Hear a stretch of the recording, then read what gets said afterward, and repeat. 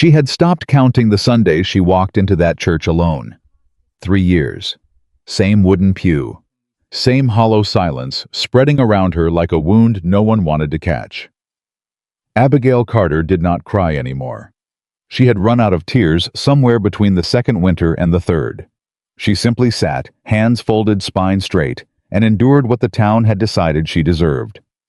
Then the door opened, and everything she had learned to survive was about to be undone by a single man who didn't know the rules. If this story already has your heart, subscribe to the channel. Follow Abigail's journey all the way to the end, and drop a comment below telling me what city you're watching from. I want to see how far this story travels. The summer of 1874 came to Millhaven, Colorado, the way it always did, hard and without mercy. The sun pressed down on the valley like a flat iron on linen, and the dust on Main Street rose in small defeated clouds whenever a wagon rolled through. The mountains to the west caught the light and held it indifferent and enormous, the way mountains always are when human lives below them go on breaking quietly. Abigail Carter was 27 years old, and she had been quietly breaking for 3 years. She arrived at the Millhaven Community Church at 9:30, same as always. She wore her clean dress, the blue one with the ivory collar, the one she saved for Sundays, and she carried her Bible with both hands the way her mother had taught her.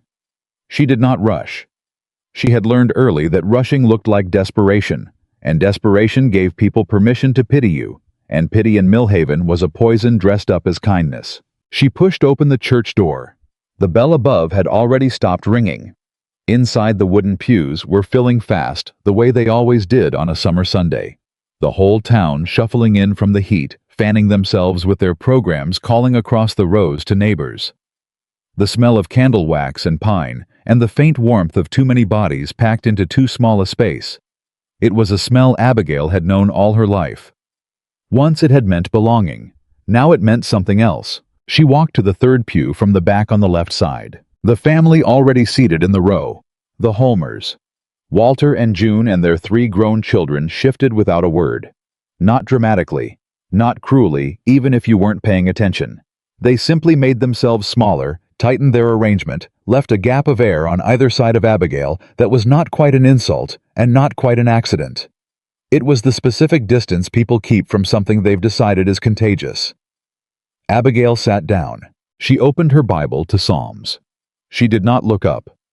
Across the aisle, 2 women, Rebecca Marsh and Dorothea Crane, both wives of Millhaven's more prosperous merchants, were murmuring behind their programs. Abigail didn't need to hear the words. She had memorized the shape of that particular conversation years ago. The sidelong glances, the tucked chins, the practiced sympathy that was really just satisfaction that something had gone wrong for someone else and not for them. The town of Millhaven had a very clear opinion of Abigail Carter. She was, as they put it, a woman nobody chose. 3 years ago, Thomas Bellamy, owner of Bellamy Creek Ranch, the largest operation in the valley, a man with more cattle than sense and more money than either, had asked Abigail to be his wife. He had asked her in front of her father's general store on a Wednesday afternoon, with half the street watching, because Thomas Bellamy was the kind of man who treated public witnessing as a substitute for romance.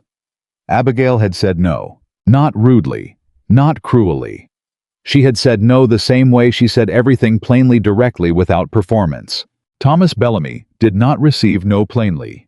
He received it as an injury, and then gradually as a strategy. By the following Sunday, the story moving through Millhaven was not that a woman had declined a proposal. The story was that Abigail Carter, already 24, already unusual for her self-sufficiency, already suspect for the way she read too much and laughed too loud, and spoke her mind in mixed company, must have something wrong with her. Why else would a sensible woman refuse an offer like that? The rumor started small. These things always do. A whisper here, a pitying headshake there.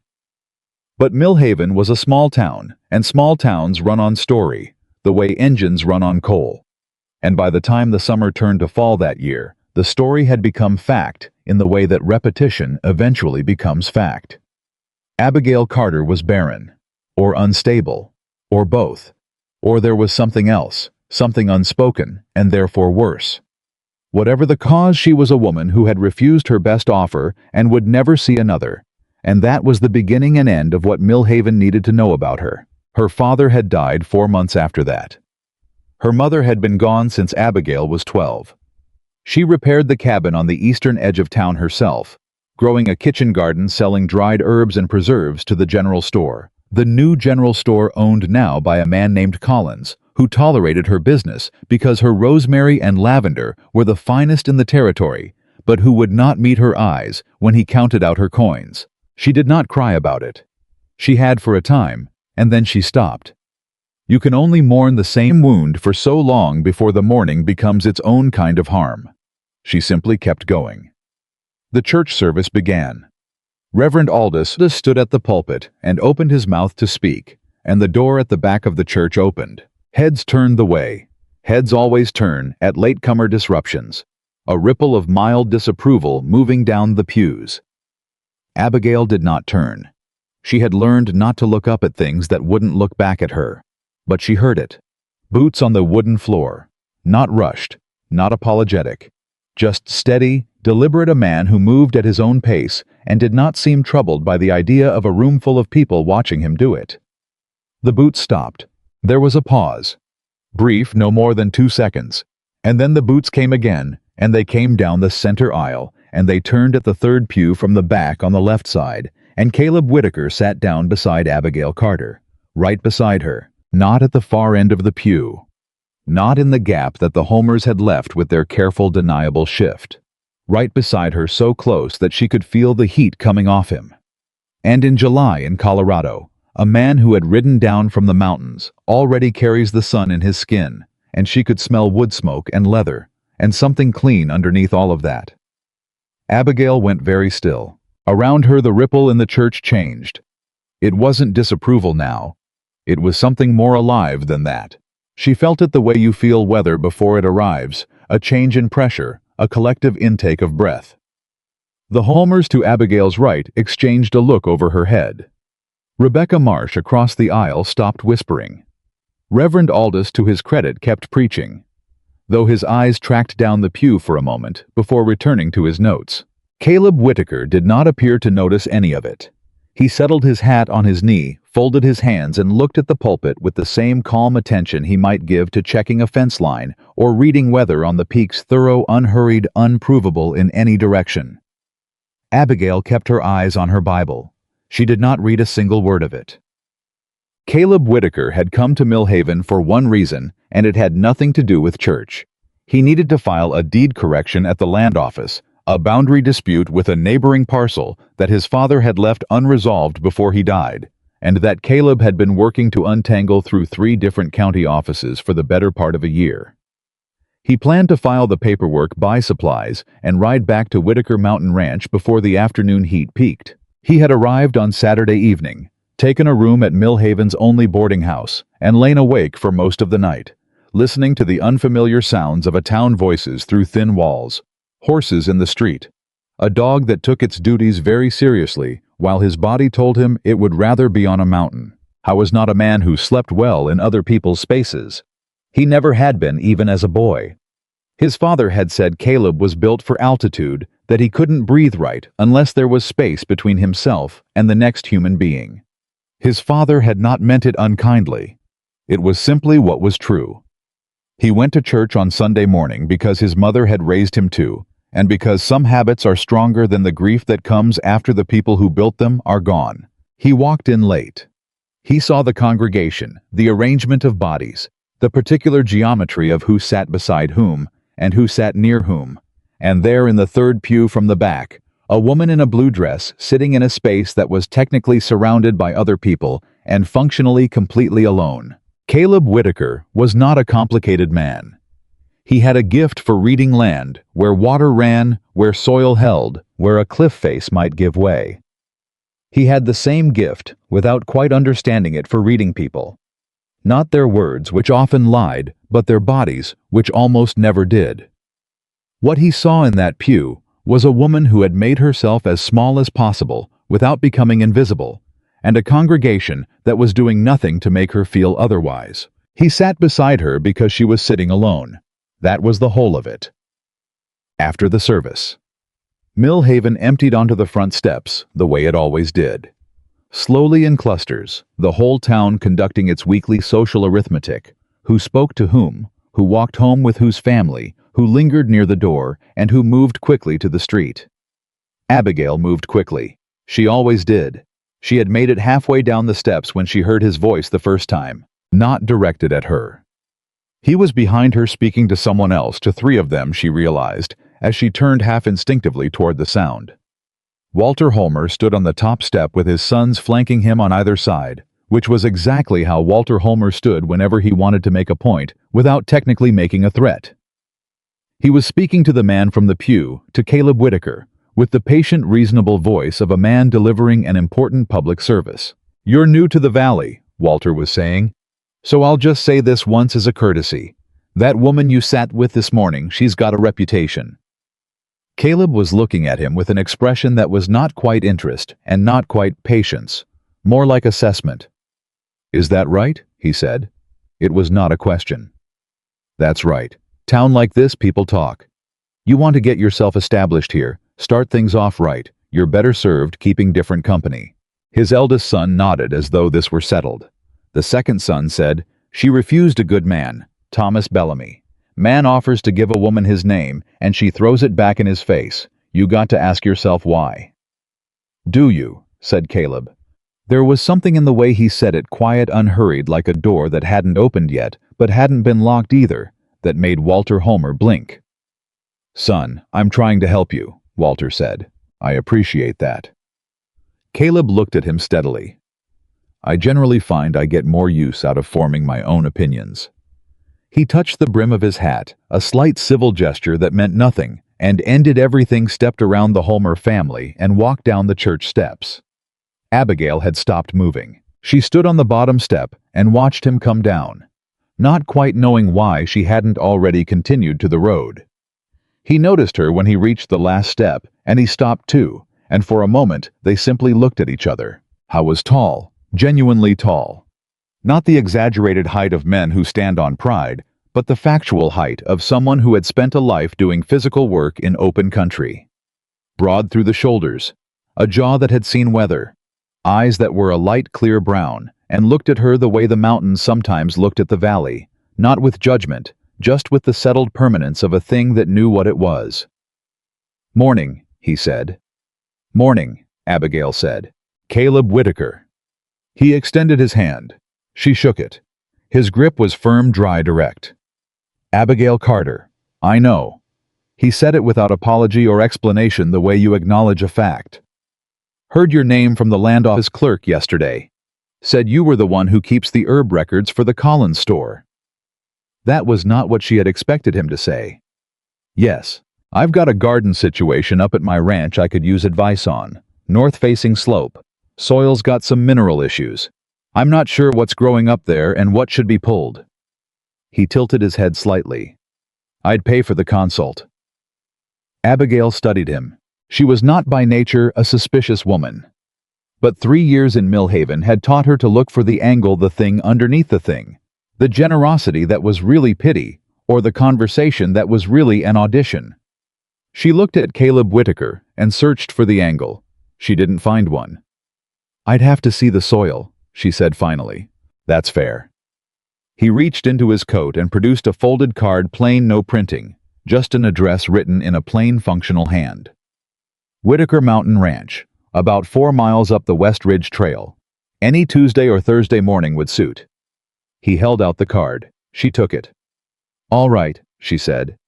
He touched his hat again, nodded, and walked toward the street. Abigail stood there holding the card and watched him go, and she thought with the careful, wary precision of a woman who had been wrong before. Don't. And then beneath that, something quieter, something she hadn't felt in a very long time, warm and small and frightening maybe. Rebecca Marsh found her on Tuesday morning. Or more precisely, Rebecca Marsh positioned herself outside the Collins store at the exact hour she had calculated Abigail would be making her weekly delivery, which amounted to the same thing. "I heard you spoke with the Whitaker man," Rebecca said without preamble. Abigail set her basket on the porch railing and began checking her jars.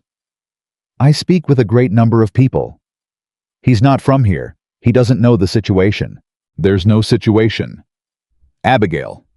Rebecca Marsh was not an unkind woman. Abigail had considered this question honestly for 3 years, and her conclusion was that Rebecca was not unkind, only deeply conventional, which in practice sometimes amounted to the same thing.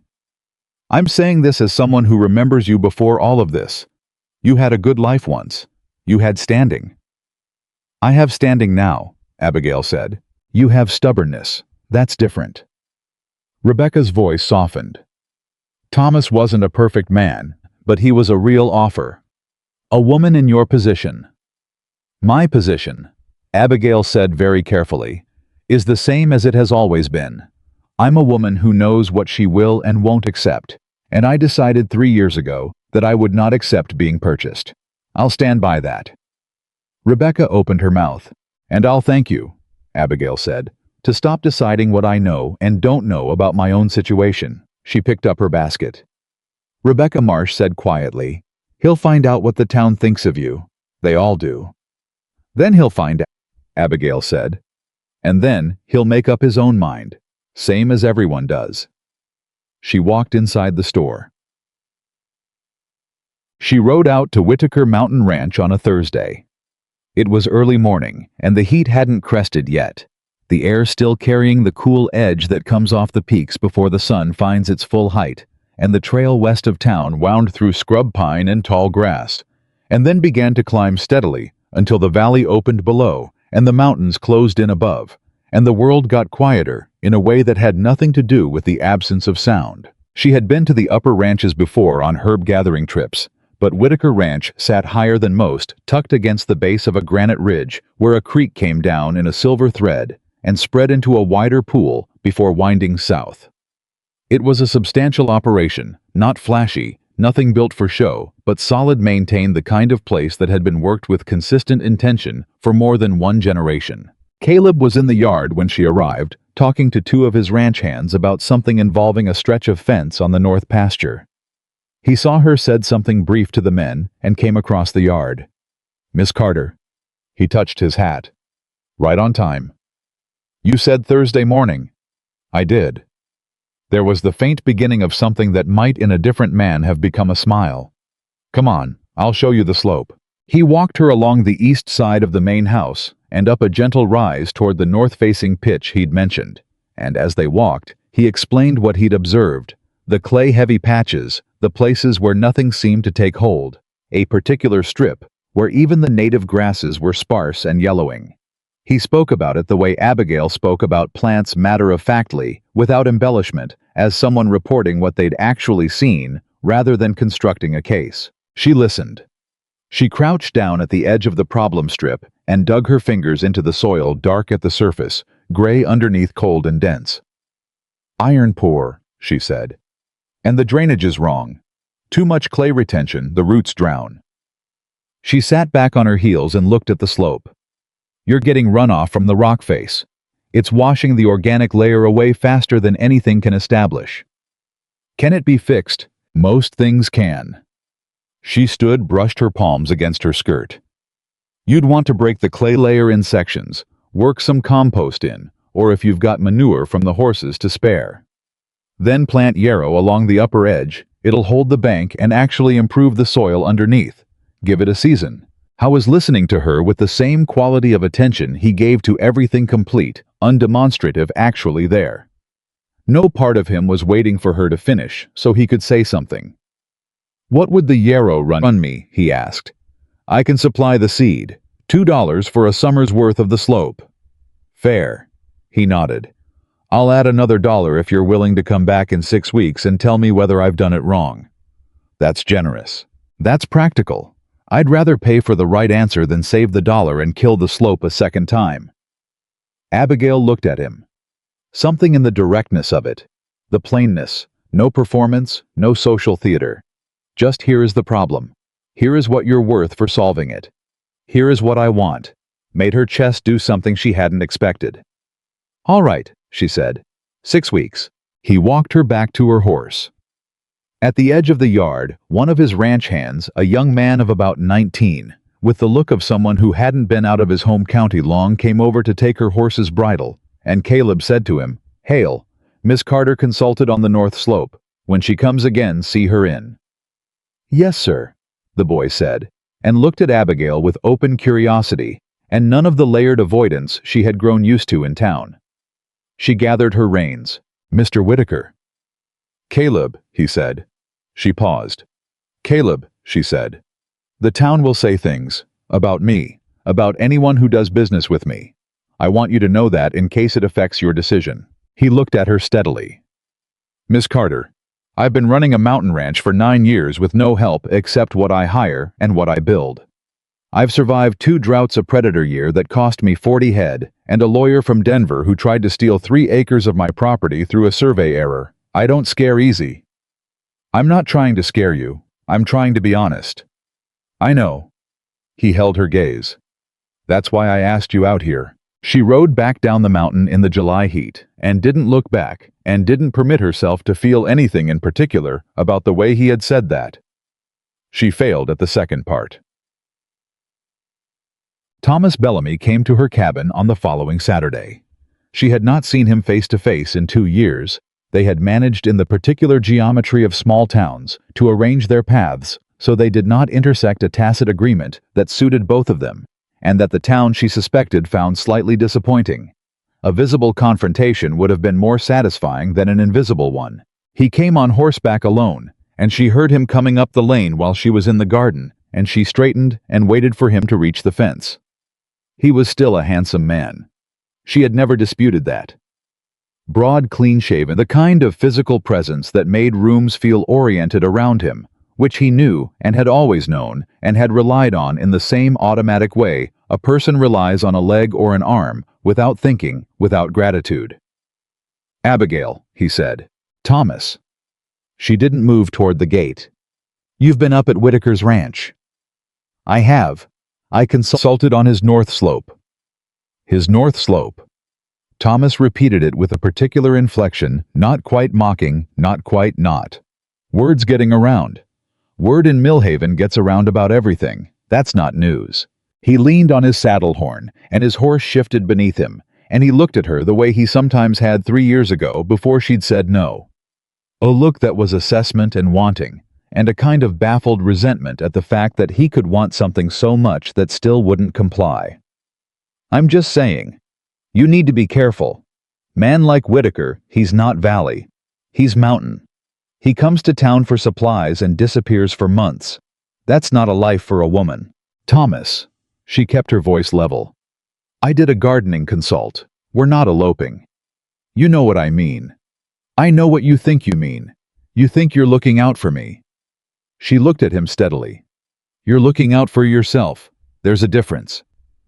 The baffled resentment sharpened for a moment, and then Thomas Bellamy pulled it back behind his face, the way a man pulls a card back into his sleeve. He straightened in the saddle. "I want you to know," he said, "that what I offered still stands." Abigail's hands went still on the garden fence. 3 years, she said.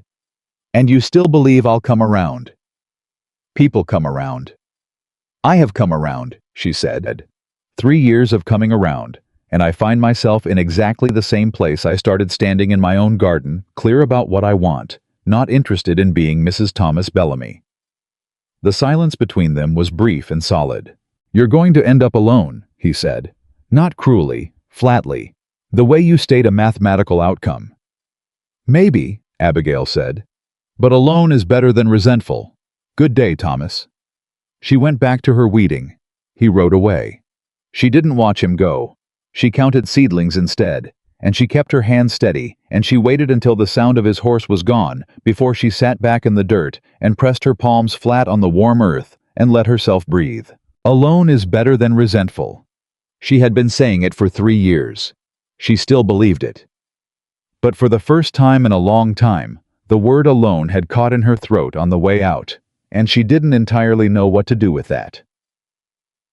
6 weeks later, she rode back up to Whitaker Mountain Ranch. The yarrow was establishing. Uneven. The south end of the strip was doing better than the north, where the rock runoff was heavier, but the root systems had begun to take hold, and she could see in the structure of the soil where she'd told him to break the clay that it had been done correctly and carefully. "You followed the instructions," she said. "You gave good instructions. The south end will hold. The north end needs another round of compost before winter, 2 more inches on the break. I'll see to it." He was standing beside her on the slope, and she was aware of him. The way you are aware of someone who has the particular habit of being present without pressing, not crowding, not hanging back. Just there in easy proximity, like weather that's comfortable. "How's the creek pool running?" she asked, because she'd noticed it coming up lower than it should be in July, even in a dry summer. "Lower than I'd like." His voice shifted slightly, and she glanced at him, and there was something in his jaw, a held quality, a thought he wasn't saying. "Is it a concern?" she asked. "Could be." He turned and walked toward the creek, and she followed, because there was something in his tone that she hadn't heard before. Not alarm. Something quieter and more serious than alarm. "I've been watching the upstream run. Something's affecting the flow. Could be a natural dam somewhere up the ridge, but I had a man ride up 2 weeks ago, and he didn't find anything obvious." "What else could it be?" Caleb looked at the creek. "Water rights in this valley are older than I am," he said. "Some of them are settled, some of them aren't." He paused. "Thomas Bellamy's filed for a water claim on the Millhaven side of the upper watershed. Done it through the Territory Land Office in Denver.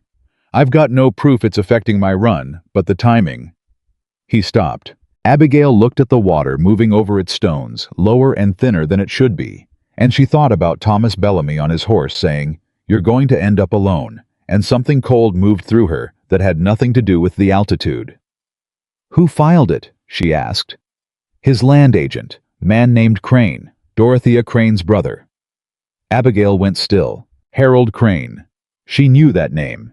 She knew it because Harold Crane was the man who had helped process Thomas Bellamy's land transactions for 6 years, and she knew it because Harold Crane had been one of the first people to repeat the story about Abigail Carter's refusal in a way that added something to it, a small addition, almost nothing, just enough to make a rumor into a reputation. "Caleb," she said. "Yeah, I have some records." She said it slowly, feeling the weight of what she was about to offer. "My father kept land records going back to the 1850s. He was meticulous about it, water rights, deed boundaries, all of it. He believed records were what kept Valley people honest." She paused. "I never looked through them for anything specific. But if there's a water claim being built on shaky ground, your water, your land, some of what he documented might matter." Caleb turned and looked at her. "You'd look through them?" he asked. "For my claim?" "I'd look through them," she said carefully, "because your water should be your water, if it was your father's water, and because I don't believe in people using legal machinery to take what they didn't earn." She met his eyes. "That's all." He held her gaze for a moment. "All right," he said. "That's enough." And that was how it started. Not with a declaration or a promise or anything that required courage. With records. With soil. With 2 people who had each learned the hard way that the world does not generally reward honesty, but who had decided separately, and now together, to keep practicing it anyway. The creek ran lower beneath the summer sky. Abigail looked at the water and thought about her father's handwriting in the margins of his record books. Neat, certain, unhurried, and felt, for the first time in a very long time, that the thing she'd been carrying alone might be something she was allowed to set down. Not yet, but maybe soon. Her father's record books were in 3 wooden crates beneath the floorboards of the cabin's back room, a fact Abigail had not mentioned to anyone in 3 years, because no one had asked, and because she had not understood until now that they might matter to anyone besides herself. She pulled them out on a Sunday evening after church, after the particular loneliness of sitting in that pew had settled into its familiar shape, and then gradually shifted, because this Sunday she had not sat entirely alone. Caleb had been there again. He had not made a production of it. He had simply arrived and sat beside her the way a man sits in a chair. He has decided is his, and the church had done its intake of breath again, and Abigail had held her Bible open to the same page for the entire service without reading a word of it. She spread the records across her kitchen table and lit 2 lamps and began. Her father, James Carter, had been the kind of man who believed that written things outlasted spoken things, and that the difference between a claim and a right was documentation. He had spent 30 years recording every land transaction, every water agreement, every deed transfer. He could get his hands on, not officially, not as any kind of county function, but simply as a private practice of a man who believed the valley deserved a memory. He had interviewed old-timers. He had copied documents from the Territory Land Office when they allowed it. He had noted dates, names, boundaries, disputes resolved and unresolved in a handwriting that was small and dense, and almost entirely consistent for 3 decades. Abigail read until her eyes hurt. She found what she was looking for just past midnight, in a book dated 1861 to 1866. Her father had recorded a water rights agreement between a man named Ezra Whitaker, Caleb's father. She was certain of it, and the Millhaven Valley Cooperative, a loose association of early ranchers who had organized the upstream watershed usage before the territory had formalized any of it. Ezra Whitaker had the primary claim on the upper fork of the creek, not a shared claim, not a partial claim. A primary claim recorded in her father's hand, with 2 witnesses named and dated, predating the territory's formal water rights system by 6 years. Thomas Bellamy's land agent had filed a claim on the same fork through Denver last spring. If this record was accurate, and her father's records were always accurate, the Bellamy claim was built on ground that didn't exist. The water had belonged to the Whitakers before Thomas Bellamy's father had owned a single acre of Bellamy Creek Ranch. Abigail sat back. She looked at the record for a long time. Then she closed the book, set it apart from the others, and went to bed. She did not sleep immediately. She lay in the dark and thought about what this meant and what it would cost and whether she was willing to pay it. Because bringing this record forward meant involving herself in a dispute that was not hers. It meant standing against Thomas Bellamy in a way that was legible and public and could not be walked back. It meant in a town that had already decided what kind of woman she was, giving them a new reason to say she was difficult, vindictive, a woman with an axe to grind. It also meant that Caleb Whitaker would keep his water. She was at Whitaker Mountain Ranch by Tuesday morning. She did not send word ahead. She simply rode up the West Ridge Trail with the record book in her saddlebag, and the knowledge of what she'd found sitting in her chest like a lit match, small, warm, and slightly dangerous. Caleb was at the corral when she arrived, working a young quarter horse through a line exercise with the patient. Unhurried attention, he gave everything. He saw her come into the yard and handed the lead to Hale without a word and came across to meet her. "You found something," he said. It wasn't a question. He had read it in the way she sat her horse. "I found something," she confirmed. She reached into her saddlebag and pulled out the record book and held it out to him. Page 43. Your father's name. 1862. He took the book. He opened it to the page. He read it once slowly, the way he read everything all the way through without stopping, without reacting. Then he read it again. Then he said very quietly, "God Almighty." "The Bellamy claim is built on nothing," Abigail said. "If your father's agreement was recorded first, and it was this predates the territory system by 6 years. Bellamy's agent filed on water that was never available." Caleb looked at the page. His jaw was set. "Can this hold up?" "I don't know land law well enough to say for certain, but my father documented everything. His records have been cited in 2 county disputes that I know of. They're credible." Caleb closed the book. Howe was quiet for long enough that Abigail began to wonder if she'd made an error in coming, if she'd overstepped, involved herself in something he needed to handle his own way. Then he looked up. "Abigail," he said, "you could have sent this. You didn't have to bring it yourself." "I wanted to make sure you understood what you were looking at," she said. "And I wanted to know if you were planning to do something about it." "I'm planning to do something about it." "Good."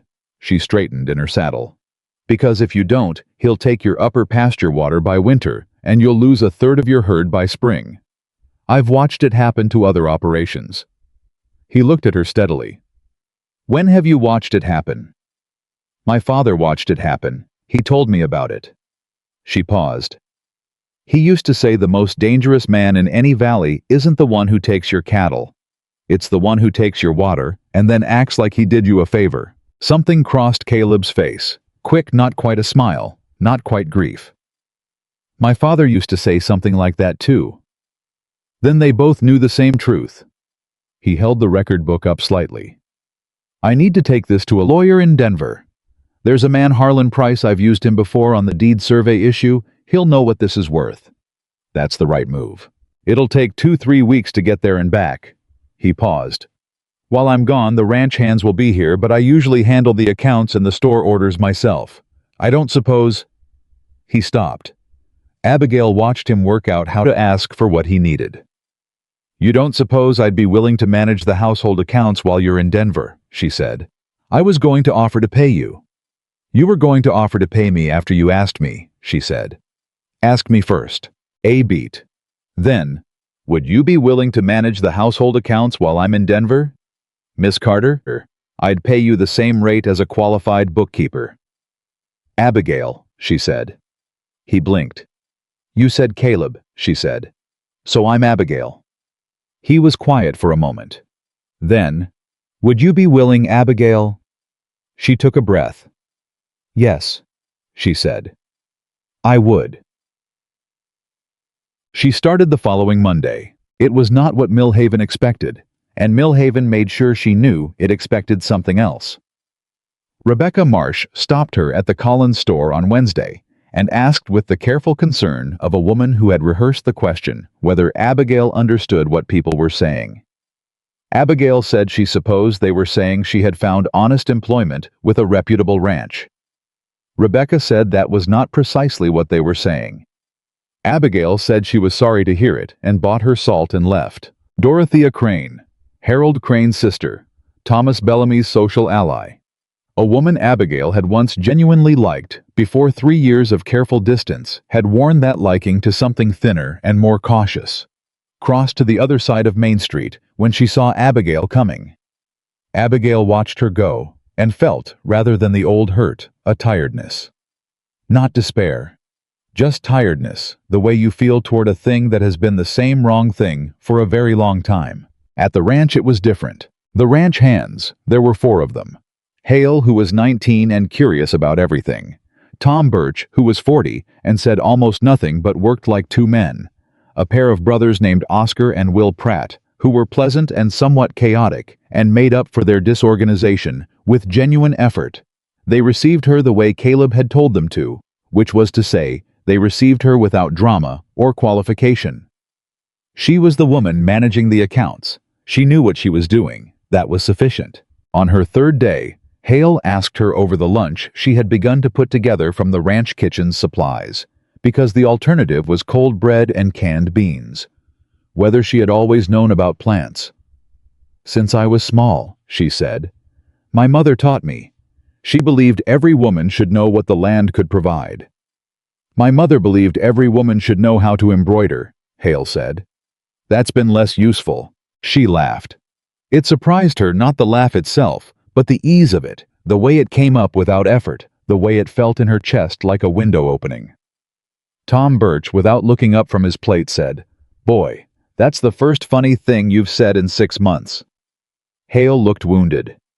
I say funny things. You say things, Tom Birch said. Whether they're funny is another matter. Oscar Pratt said, He told a joke last April that I'm still trying to understand. Will Pratt said, I understood it. It wasn't worth understanding. The table laughed and Abigail laughed with them, and something in her chest that had been locked for a very long time turned a 1/4 inch toward open. She managed the accounts in the evenings at the kitchen table by lamp. Caleb's bookkeeping was meticulous, but spare. He recorded what came in and what went out, and nothing else. No notes, no context, no explanations. She found herself filling the margins with small annotations, the way her father had. Saddle repair note, left stirrup strap, replaced twice in 1 season, check the fitting. Grain purchase. Collins price higher than Dunbar supply by 12 cents per bushel. She did not know if he would want the annotations. She decided she would make them and let him object if he did. She was at the account books on a Thursday evening 9 days into Caleb's absence when Hale knocked on the kitchen doorframe. "Miss Carter?" He looked uncomfortable in the particular way of a young man who has been told to say something he doesn't want to say. "There's a man at the gate." "Who?" "He says his name is Bellamy." The room got very still. Abigail set down her pen. "Tell him I'm occupied," she said. Hale disappeared. 30 seconds later, he was back. "He says he'll wait." Abigail looked at the account books. She thought about the record on page 43 of her father's log in Caleb's saddlebag in Denver. She thought about Thomas Bellamy on his horse outside her garden fence, saying, "You're going to end up alone." She stood up. "I'll go," she said. Thomas was at the front gate on his horse, which was deliberate. Staying mounted was a way of being larger than the person on the ground.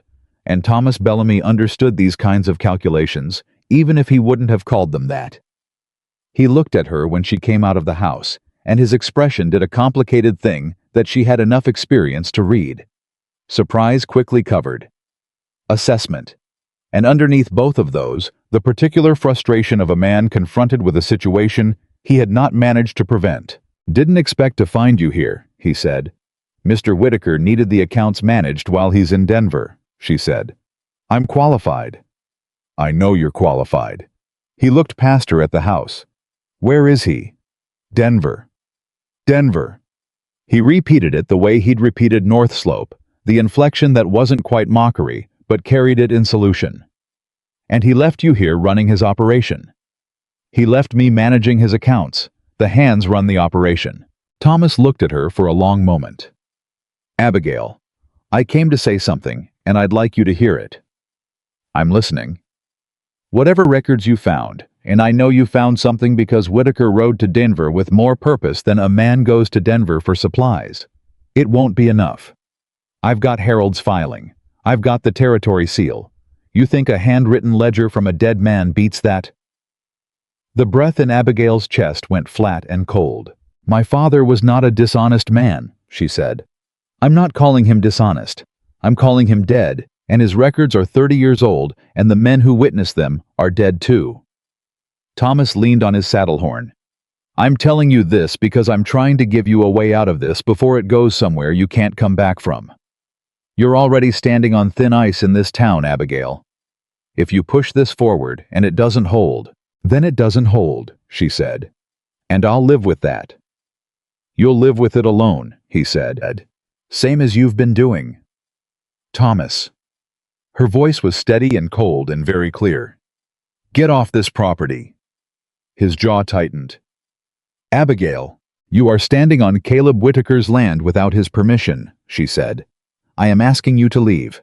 If you don't, I'll ask Hale to assist you, and Hale is 19 years old, and twice your size, and has been looking for something useful to do all afternoon."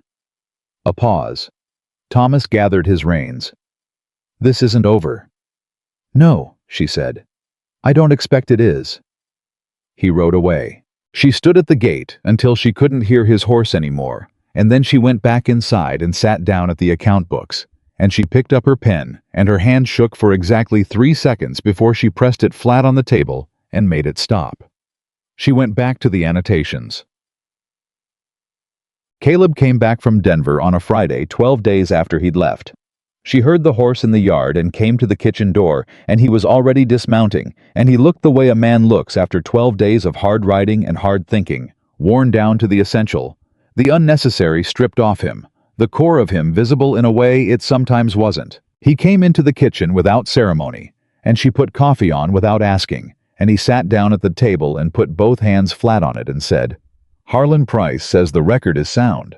Abigail set down the coffee pot.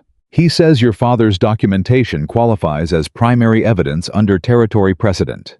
The Bellamy claim has a problem. Crane filed it through a Denver office that didn't have jurisdiction over the upper watershed. The local water board should have been involved and wasn't, which means the filing is procedurally defective independent of the rights question." He paused. "Price is filing a challenge. He expects a ruling within 60 days. And if the ruling goes your way, the Bellamy claim is voided. The water stays with the ranch." He looked at her. Price said, And I want you to hear this exactly. He said that without your father's record, I had a fair case. With it, I have a strong one. Abigail was quiet. Your father, Caleb said, kept that record in 1862. He's been dead for 3 years, and he's still protecting this valley. She had to look away for a moment. She looked at the coffee pot and the window and the account books she'd left open on the far end of the table, and she thought about her father's handwriting, small, dense, consistent, and the 30 years he'd spent writing things down because he believed the valley deserved a memory, and she thought about how he had died without knowing whether any of it would matter. It mattered. He would have been glad to know it, she said. The record book price kept it as evidence. I'll get it back when the case closes. Caleb paused. I want you to know it'll be returned to you. It's yours. It should stay with the ranch, she said. It belongs to the land it documents. He looked at her steadily. Abigail, that record belongs to your family. My family's gone, she said. The land isn't. The silence between them was different from the silences she was used to in Millhaven. In Millhaven, silences were filled with what people were choosing not to say, the avoidance, the careful social arithmetic. This silence was just quiet. Two people in a kitchen at the end of a long 2 weeks, both of them tired, both of them present. The accounts, she said finally. I left annotations.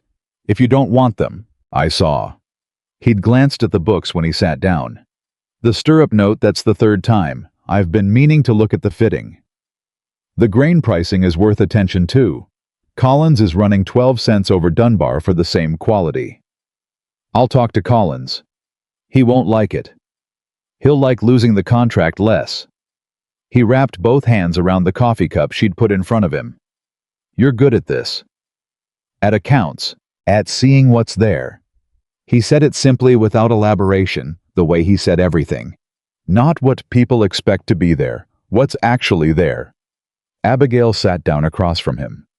Caleb, she said, and she was aware of the weight of what she was about to say. The way you're aware of stepping onto uncertain ground, not afraid, but paying attention. Thomas Bellamy came to the ranch while you were gone. Caleb's hands stilled on the cup. She told him all of it.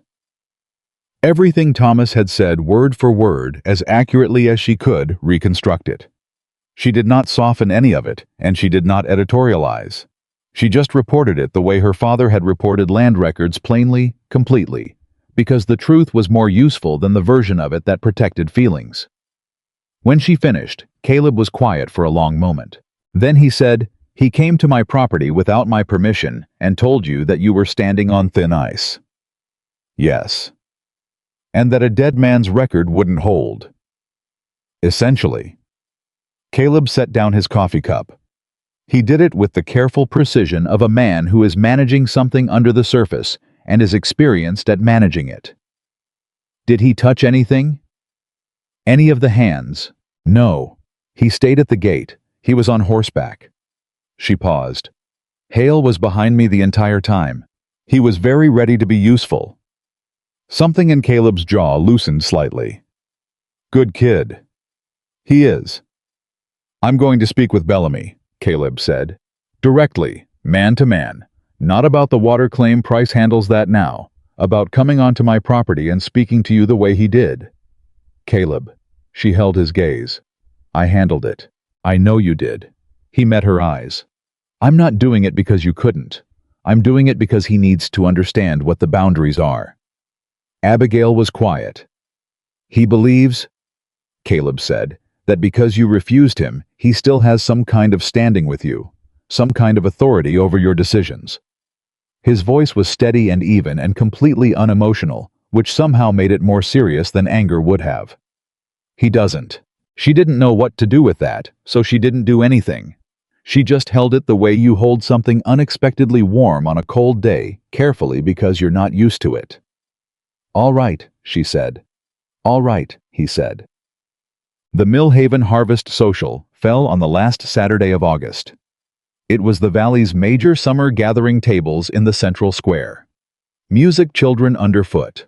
The whole town pressed together in the good-natured tolerance that communal meals tend to produce even among people who otherwise want little to do with each other. Abigail usually arrived late and left early, and stayed near the edges where the light was thinner and the conversations were easier to step away from. This year Caleb had asked the week before if she would attend with the ranch. He had said it the way he said things plainly without pressure. "The hands are going.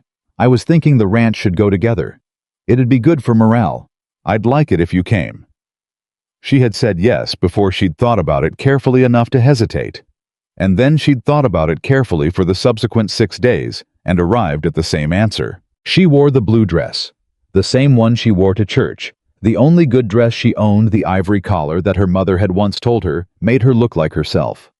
She went to the square and found Caleb and the hands at a table near the west end, and Hale waved her over with the enthusiasm of someone who'd been watching for her, and she sat down, and Oscar Pratt passed her the bread basket, and for a moment, brief, fragile, real, she felt like a person who had a table to sit at. The town noticed. The town was always noticing. Rebecca Marsh looked over from 3 tables away with an expression that had given up trying to conceal what it was, which was envy dressed up as concern. Dorothea Crane said something to the woman beside her behind a raised hand. 2 men from the south end of the valley, who worked Bellamy's pastures, watched Caleb with the assessment of men who had been told what to think and were confirming it. Thomas Bellamy himself was across the square. He watched Abigail sit down at Caleb's table, and his face did the complicated thing it had done at the ranch gate. Except this time, there was more of it. The surprise, and then something harder, a decision being made behind his eyes. Abigail saw it. She looked away. Will Pratt was telling a story about a horse that had escaped its corral 3 times in 1 week, and developed what Will described as a personal grievance against the west fence in particular. The table was laughing. Caleb was listening with a slight smile that she had begun to recognize as his version of laughing. A contained version, the kind that comes from a man who has learned to hold his feelings close but hasn't entirely succeeded. She was laughing at Will's story when she realized Caleb was watching her. Not with the assessment she was used to from people, the calculating appraisal, the looking for the problem. Just watching. The way you watch something that's doing exactly what it should be doing, and you find that worth a moment of attention. She caught his eye. He didn't look away. "What?" she said. "Nothing," he said.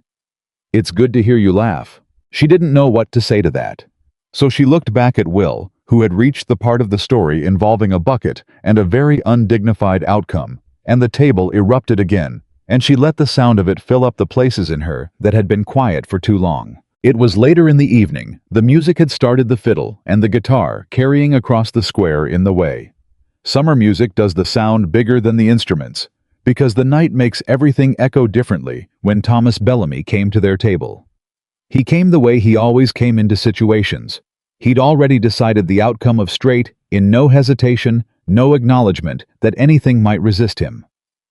He stopped at the end of the table and looked at Caleb. "Whitaker," he said. "I've been hoping to speak with you." The table went quiet in sections like candles being pinched out one by one. Hale stopped mid-sentence. Tom Birch set down his cup. Caleb looked up at Thomas with the clear, settled attention that was his resting expression and said, "Bellamy, I was going to find you myself before the evening was out." Thomas blinked. He'd expected something else, some version of social deflection, and the directness had landed wrong for him. He recovered. "I want to discuss the water claim, man to man, privately." "I've got nothing private to say about it," Caleb said. "My lawyer's handling it. When the territory rules, you'll hear it same time I do." "And Abigail's involvement. Miss Carter provided documentation relevant to my ranch's legal standing," Caleb said. "That's the whole of her involvement, and it was appropriate and useful, and I'm grateful for it." He held Thomas's gaze. "I'd be careful about what comes next in that sentence, Bellamy." Thomas Bellamy was not accustomed to warnings. He was accustomed to having and to taking, and to the particular social smoothness that money buys. In places like Millhaven, where who you are is determined more by what you own than what you do. I was not accustomed to a man who looked at him the way Caleb was looking at him now, without malice, without heat, completely steady. The way a mountain is steady. The way something is steady that has no need to prove itself. You don't know this woman, Thomas said. Not really. You think you're doing her a kindness, but she's been making decisions for 3 years that what? Caleb said. Thomas stopped. That what exactly? Caleb said. That she couldn't afford to make, that were wrong. He tilted his head slightly. You came to my property while I was in Denver. You spoke to Miss Carter about her standing in this town, and whether my water claim would hold. You were on my land without my permission, and you spoke to her in a way that I want to be very clear to you is not going to happen again. The square had gone more quiet than the music could explain. People at nearby tables had oriented slightly the way people orient towards something they sense is significant, without knowing yet how. Thomas said, "This has nothing to do with you." "It has everything to do with me," Caleb said. "She works for this ranch. She documented a legal claim that's going to stand up in territory court. And she's a woman who's been treated like an afterthought by this town for 3 years, because she had the sense to say no to a man who thought his money was a sufficient substitute for her respect." He paused. "That's not a mystery. That's a record." The silence was absolute. Thomas Bellamy's face had gone through several colors in rapid succession. He looked at Abigail, not at Caleb, at Abigail, and she held his gaze without looking away, the way she'd held it for 3 years through every version of this conversation. And she thought, I have not asked anyone to fight for me. I have only asked to be left in peace. And then she looked at Caleb, who was not fighting for her, not in the way Thomas would have used that phrase with its ownership and its debt, but simply stating what was true, the way her father had written things down, because he believed the truth should be documented. Thomas left without another word. The table let out its collective breath. Hale said very quietly, "That was bread," said Tom Birch, and passed the basket, and the table eased back into itself. Abigail looked at her hands. Then she looked at Caleb. "You didn't need to do that," she said quietly enough that only he could hear. "I know," he said. "People are going to talk." "They already talk," he said. "Let them talk about something true for a change." She looked at him for a long moment in the summer dark, with the fiddle starting again somewhere behind them, and the smell of pine and lantern oil, and the particular sweetness of a late August evening in Colorado. And she thought, here is a man who doesn't need to hold you down to stand beside you. She had not known until this moment how much she had stopped believing that man existed. "Caleb," she said. "Yeah." "Thank you." He nodded once, simple, direct, the way he did everything. Then he picked up his coffee and looked back at the table where Will Pratt had begun a second story. This one apparently involving a disagreement between a mule and a gate latch that had escalated beyond what anyone had anticipated. Abigail let out a breath she had been holding for 3 years. The music played. The square filled with light and voices. And for the first time in a very long time, she sat at the center of something, instead of the edge, and she stayed there, and it was enough. And then it was more than enough, and she held that feeling carefully, the way you hold something you're not sure you're allowed to keep. The creek was still running lower than it should, but somewhere in Denver, a lawyer named Harlan Price was building a case on her father's handwriting, and the man across the table from her had stood in front of the whole town and told them what she was actually worth. Summer wasn't over, but something had shifted, and in the mountains above, Millhaven, quiet and enormous and indifferent. The peaks caught the last of the evening light and held it the way they always did, and for once Abigail Carter looked up at them and did not feel like the valley was the wrong place to be. The territory ruling came on a Wednesday. Harlan Price wrote it up from Denver himself, rather than sending it by post, which told Caleb everything he needed to know about what was in the envelope before he opened it. A lawyer who sends bad news sends it on paper. A lawyer who rides 3 days to deliver something does it because he wants to see the face of the man he's handing a victory to. Caleb read the ruling at the kitchen table with Abigail across from him, and Price standing near the door, with his hat in his hands, and the look of a man who has done something he's proud of. The Territory Water Board had reviewed the filing, examined the evidentiary record, and found the Bellamy claim procedurally defective on 2 grounds. The jurisdictional error Price had identified in Denver, and a second error that Price had discovered during the review process, Harold Crane had backdated a portion of the filing to make it appear the claim predated the Whitaker agreement. He had not done it well. He had done it the way people do fraudulent things, when they believe no one will look closely quickly, with just enough care to fool a casual inspection, and not nearly enough care to fool a lawyer who was looking for it. The Bellamy water claim was voided. The upper fork of the creek belonged to Whitaker Mountain Ranch as it had belonged to Ezra Whitaker before Caleb was born, as James Carter had recorded in 1862 in a ledger that now sat in a territory court file in Denver. Caleb set the paper down. He looked at Abigail. "Your father," he said, "just beat Thomas Bellamy in a court of law." She pressed her lips together. Her eyes were bright. She did not cry because she was Abigail Carter, and she had run out of tears 3 years ago and rebuilt herself on the other side of them. But she pressed her lips together and looked at the ruling and said very quietly, "He always said documentation was the only thing that outlasted a liar." Price cleared his throat. "There's a secondary matter, the backdating. That's not a civil issue anymore, that's fraud. I've referred it to the territory prosecutor. Crane's looking at charges. Bellamy's looking at an investigation into whether he directed it." The room went quiet. "Thomas directed it," Abigail said. Both men looked at her. "I'm not saying that to be vindictive," she said. "I'm saying it because Harold Crane has never made an independent decision in his life. He does what Thomas pays him to do. The prosecutor should know that if he doesn't already." Price wrote something in his notebook. "I'll pass that along." Caleb stood up and extended his hand to Price, and Price shook it, and then Caleb walked him out to his horse, and when he came back inside, Abigail was still sitting at the table with her hands folded on top of the territory ruling, looking at it the way you look at something you prayed for and weren't entirely sure would come. "It's done," Caleb said. "The water part is done," she said. "The rest of it isn't." She was right. They both knew it. A court ruling voids a claim.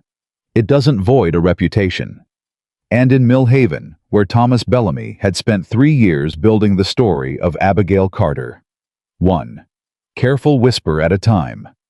A piece of legal paper from Denver was not going to change what people had decided to believe. What it was going to do, what they both understood without saying, it was make Thomas Bellamy angry in a way he hadn't been before. Before he had been confident. He had believed the Bellamy claim would hold, and the Whitaker water would be redirected, and Abigail would eventually understand that her best option was the one he'd already offered her. He had been operating from the position of a man who believes time is on his side. That was over now, and a man who has lost something he believed was already his is a different and more dangerous thing than a man who is simply trying to take it.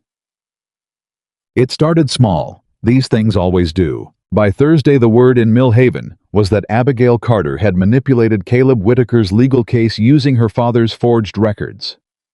By Friday, the word was that the records had always been suspect that James Carter had been known to adjust documentation when it suited him, a claim so opposite to his actual character that Abigail, when she heard it from Collins at the general store, had to stand very still for a moment and breathe through the shock of it.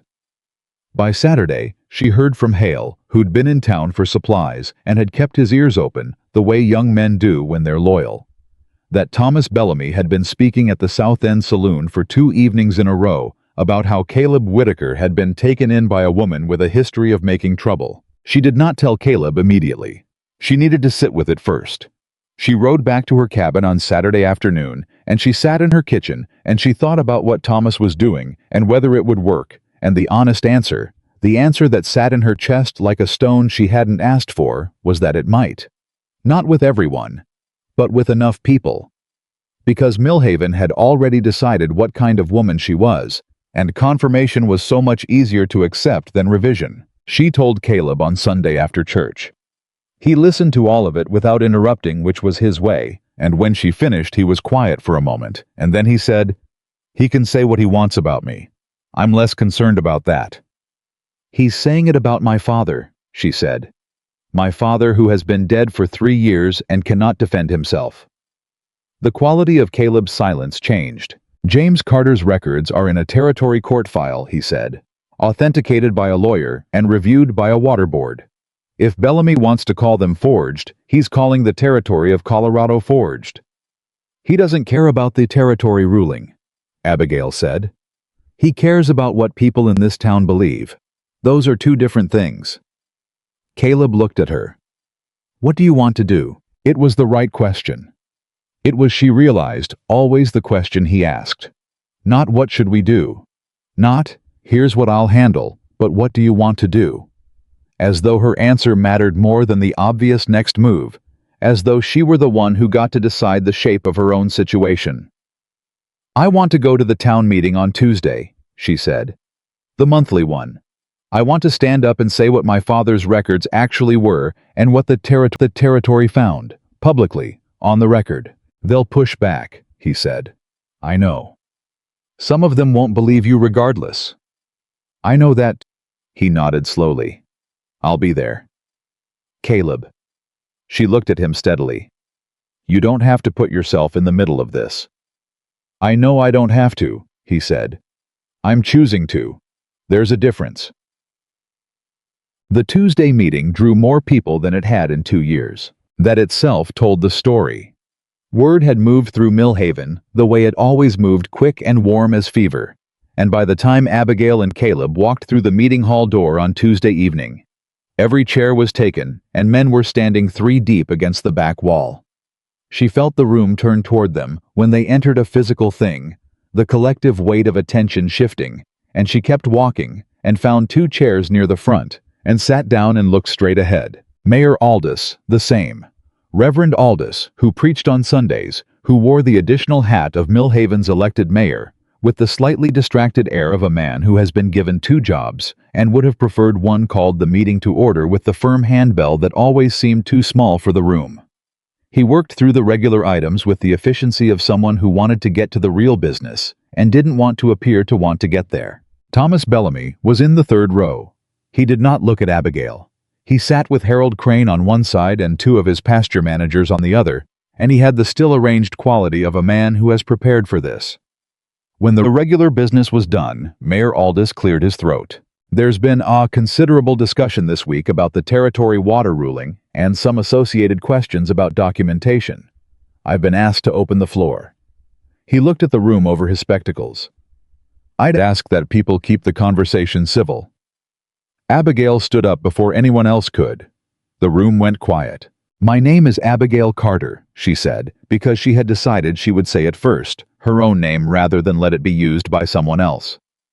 My father was James Carter. He kept land and water records for this valley from 1848 to 1871, and his documentation was submitted as evidence in the territory water case involving Whitaker Mountain Ranch. The territory court authenticated those records. The water board reviewed them. The ruling voided the Bellamy claim on 2 grounds, one of which was a procedural filing error, and one of which was a fraudulent backdating of documents by Harold Crane. The room erupted. Not violently. In the way rooms erupt when someone has said the true thing directly badly, in pieces. Multiple conversations at once. The particular noise of people rearranging their understanding of a situation they thought they already understood. Harold Crane was on his feet. That's an allegation. It's a territory court finding, Abigail said. If you'd like the document number, I have it written down. Crane's mouth opened and closed. Thomas Bellamy stood up. The room settled when he stood because Thomas Bellamy had money and presence and 20 years of Millhaven. Knowing his face, and people who know your face give you a silence they don't always give to someone they've spent 3 years keeping at arm's length. The question I'd like answered, he said with the reasonable patience of a man who has decided he is the adult in the room, is why a woman with no legal standing in this matter was the one who went through old records and surfaced evidence for a case she had no formal involvement in. He looked at Abigail. You weren't hired as a paralegal, Abigail. You were hired to manage household accounts. How'd you come to be digging through your father's private records for Whitaker's benefit? It was a good question. Abigail had known it was coming. She had known it because Thomas Bellamy was not a stupid man, and the real attack was never going to be on what she'd found. The territory ruling handled that, but on why she'd found it, on the nature of her involvement, on the relationship between her and Caleb, that he could use to suggest something murky. Because Caleb Whitaker told me his water was running lower than it should, she said. and I recognized what that might mean, and I offered to look through my father's records to see if there was relevant documentation. I did it because it was the right thing to do, and because I had the resources to do it. That's all. You offered, Thomas said. Just volunteered. Out of the goodness of your heart. Yes. For a man you'd known 6 weeks. 6 weeks is enough time to know whether a man is honest, she said. It took me considerably less than that to know it about your agent. The room made a sound that was not quite laughter and not quite agreement, but was somewhere between the two. Thomas shifted. I'm not the one on trial here. No, Abigail said. Harold Crane is, and from what Harlan Price tells me, that process has already begun. Thomas looked past her, and she knew without turning that he was looking at Caleb, and she knew what he was going to say before he said it. Whitaker, Thomas said. You're a reasonable man. Mountain man. I get it, you don't know our ways down here. You don't know the history. But you're running a business in this valley now, and businesses in this valley need the valley's goodwill. You've put yourself in a complicated position, and I think if you're honest with yourself, you know it. Caleb stood up. He did it slowly without drama, the way he did everything. He was taller than Thomas by 3 inches, and broader, and he had the particular presence of someone who doesn't need to fill a room because the room rearranges itself around him. I know what complicated is, Caleb said. Running water to 40 head in a drought year, losing your brother in a mine accident when you're 19, and your father needs you to keep the ranch going the same week. Spending 2 years untangling a deed survey error that a Denver lawyer tried to use to cut 3 acres off your property. He paused. That's complicated. A woman who did an honest thing for my ranch, that's not complicated. That's clear. The room was very quiet. Thomas said, I'm just saying people will talk. They're already talking, Caleb said. They've been talking about Abigail Carter for 3 years about things that weren't true. I expect they can talk about something true for a while without it being fatal. Thomas Bellamy looked at him for a long moment. You're making a mistake. Could be, Caleb said. I've made them before, but I've never made one by standing next to an honest person. That's not the category of mistake I'm worried about. He sat back down. The meeting continued for another 40 minutes, and various people said various things, and Mayor Aldous managed the room with his small firm handbell. And at the end of it, nothing was resolved in the way meetings rarely resolve things, but something had shifted the way ground shifts after a long rain, not visibly, but in its fundamental composition, the weight of it redistributed. Walking out. Rebecca Marsh caught Abigail's arm. Abigail stopped. Rebecca looked at her with an expression that was doing several things at once, and the thing it was doing most was struggling. Your father, she said. He really kept those records. For 30 years, Abigail said. He believed the valley deserved a memory. Rebecca was quiet for a moment. I didn't know Harold Crane had that he'd falsified. Most people didn't. Thomas? She stopped. You've known Thomas Bellamy for 20 years, Rebecca, Abigail said, not unkindly. You know what he's like when someone has something he wants. Rebecca pressed her lips together. Then she let go of Abigail's arm and walked to her husband without another word, and Abigail watched her go and thought, that's not forgiveness, and it's not an apology, but it's something, and I've learned not to dismiss something just because it isn't everything. The drought hit the following week. Not a gradual shortage. Caleb had been watching the creek level for 2 months and managing against the predictable end-of-summer reduction. This was different. A hot front moved down from the north with no moisture in it, temperatures climbing past anything August should produce, and the creek that had been running low ran lower, and the wells that had been reliable ran unreliable. And 3 ranches on the valley floor reported their stock ponds dropping by a foot in 4 days. Caleb rode his upper pastures every morning and came back with numbers that got worse each day, and he sat with them at the kitchen table in the evening with the careful, contained focus of a man who is managing fear. The same way he manages everything by breaking it into pieces small enough to act on. Abigail was at the ranch every day now. Not formally, no renewed employment arrangement had been made, but the crisis made formal arrangements beside the point.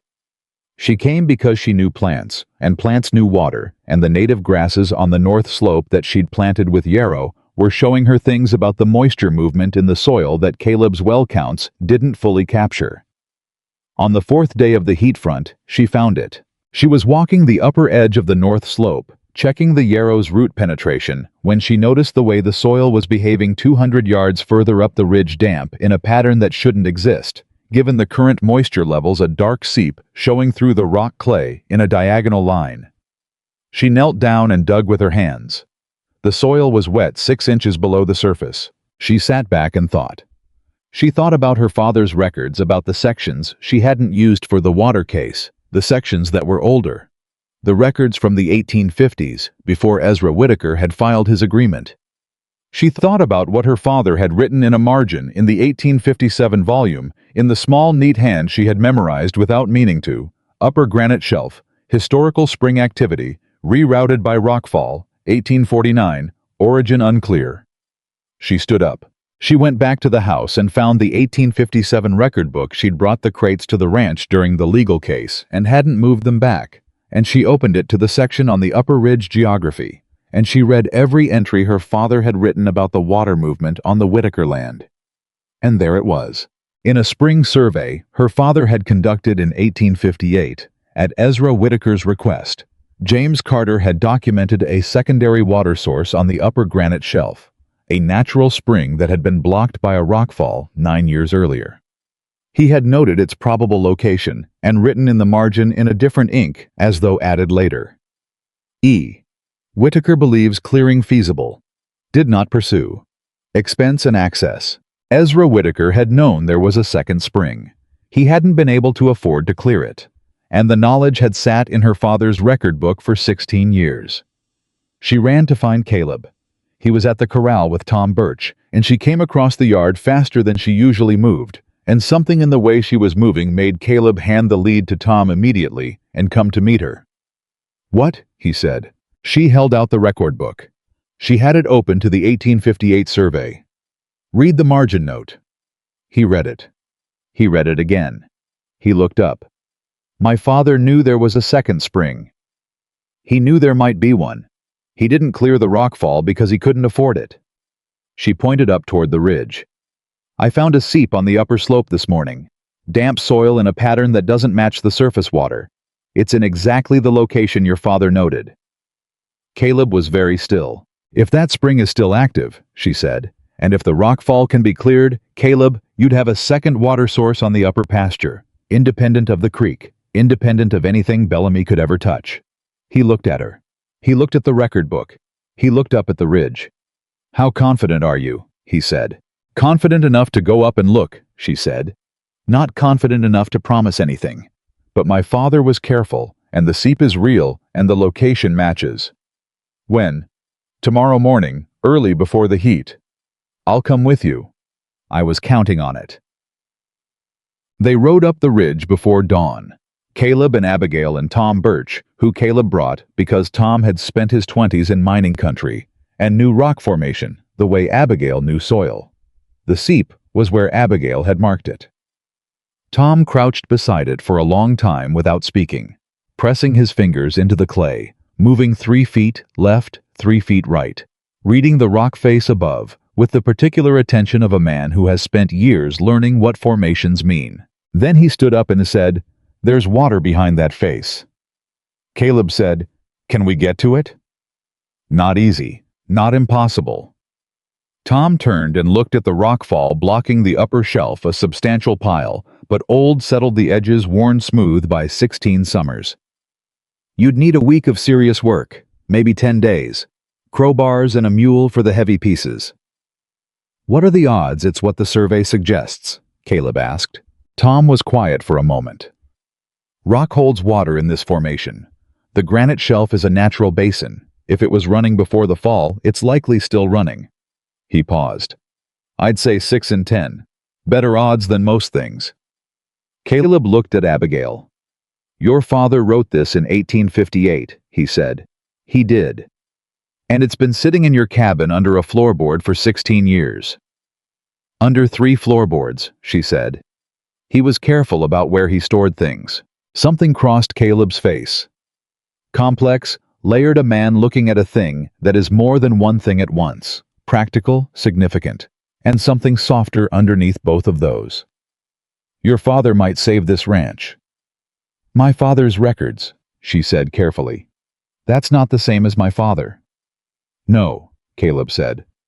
But it's not so different either. A man's work is part of him, long after everything else is gone. She didn't answer that. She couldn't quite. She looked at the seep instead, at the dark line of damp cutting through the clay, and thought about James Carter walking this same ridge in 1858 with Ezra Whitaker. Both of them knowing there was water and neither of them able to reach it, writing it down because that was what you did when you couldn't do the thing itself. You left the record so someone who came later could. Someone had come later. She was standing in her father's footsteps, 16 years on a ridge above a valley that had been her whole life and had spent 3 years trying to make her smaller than she was. Start the clearing tomorrow, she said. I'll help. Tom Birch raised both eyebrows. Ma'am, it's heavy work. I know what heavy work is, she said. I've been doing it alone for 3 years. Tom looked at Caleb. Caleb looked at Tom. Some communication passed between them in the efficient, wordless way of men who've worked together long enough. Yes, ma'am, Tom said. On the third day of the clearing, Thomas Bellamy came up the ridge. He came with Harold Crane and 2 men from his pasture crew, and he came on horseback, which meant he had ridden past the Whitaker ranch yard and up the access trail without stopping to announce himself, and that fact alone told Caleb everything he needed to know about what was coming.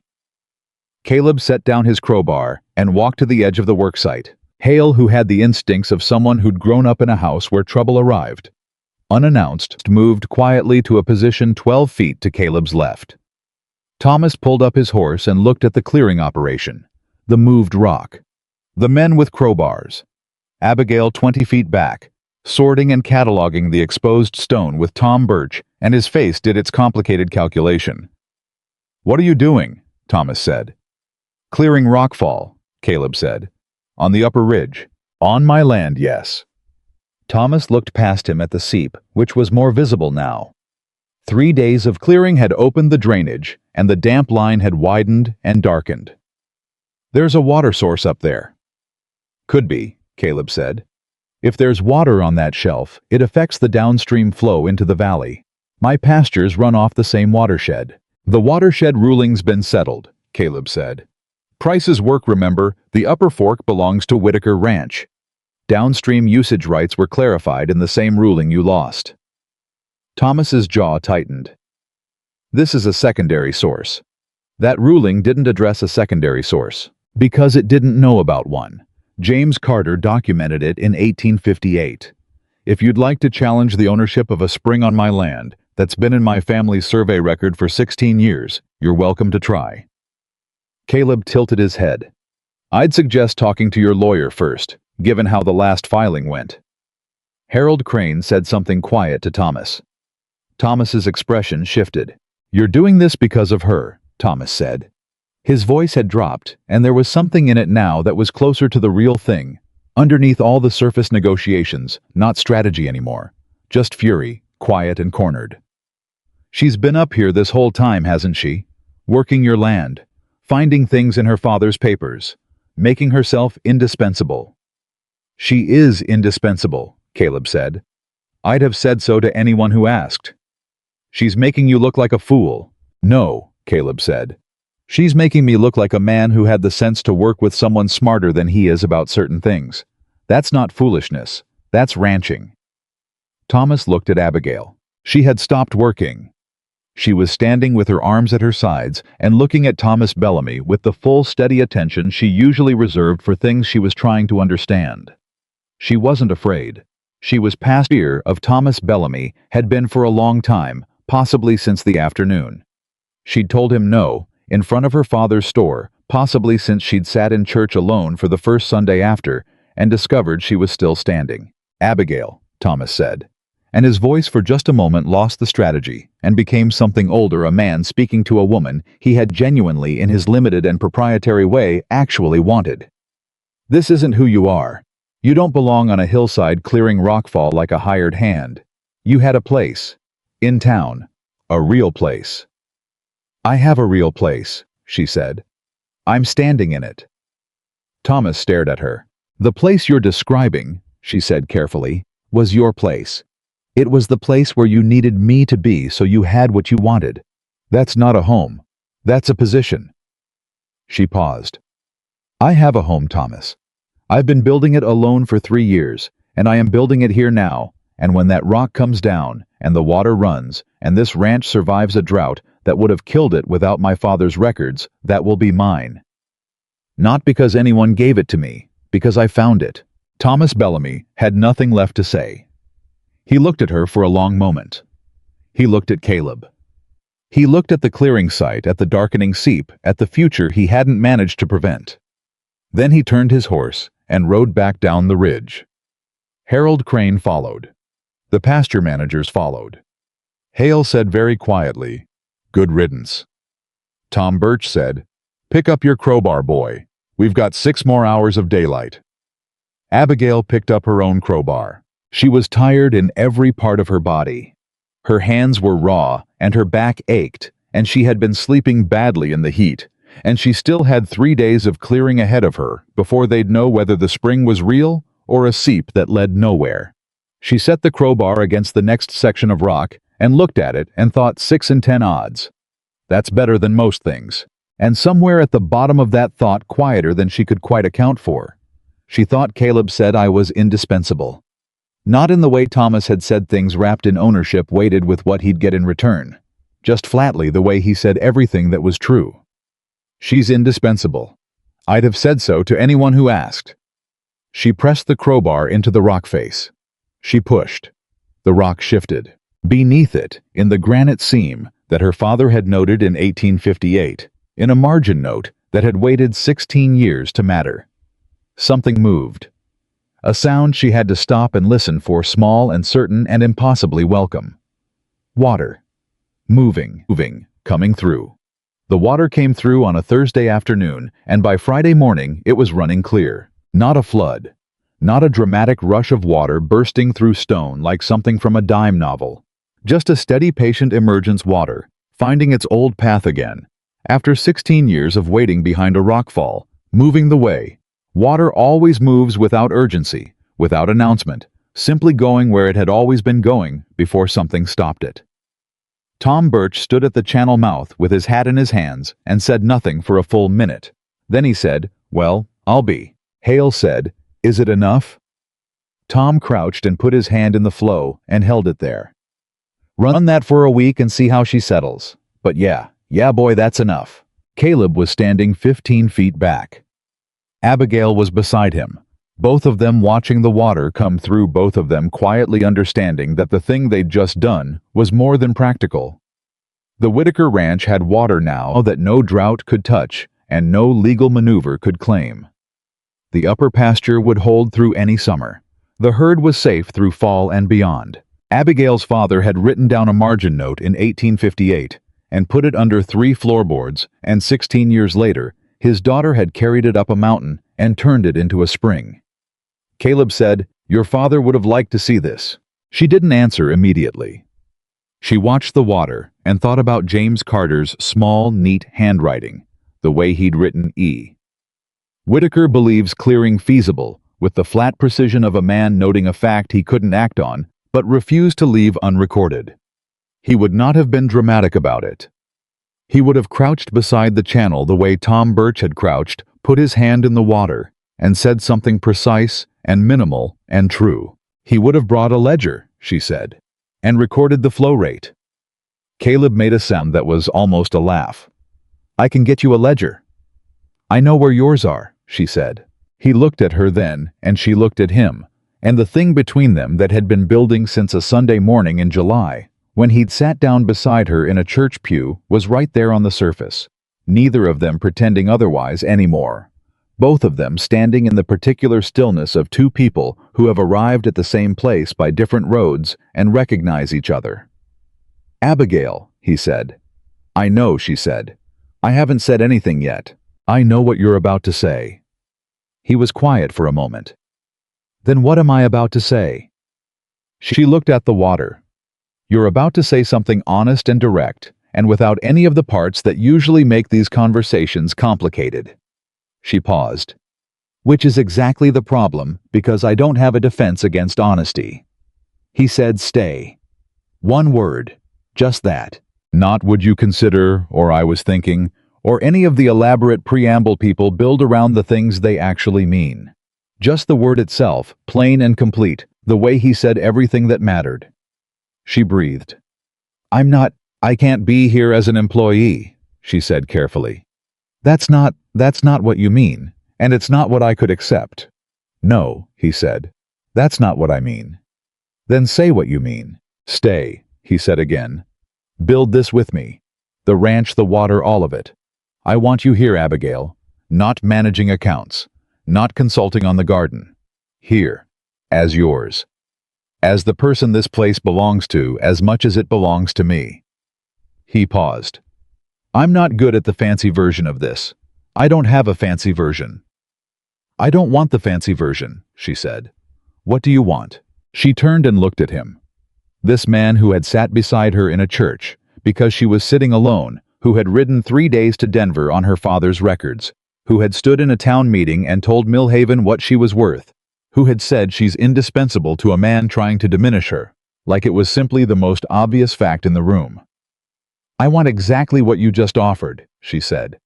I'm just making sure you know what you're taking on, Abigail. His voice was steady and quiet.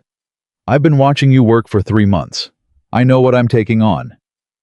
The town can adjust, he said. Or not. Either way. She looked at him for a long moment. The water ran behind them. Tom, Birch, and Hale had moved tactfully further down the ridge and were discussing something about the channel direction with great manufactured interest. All right, she said. All right, he said.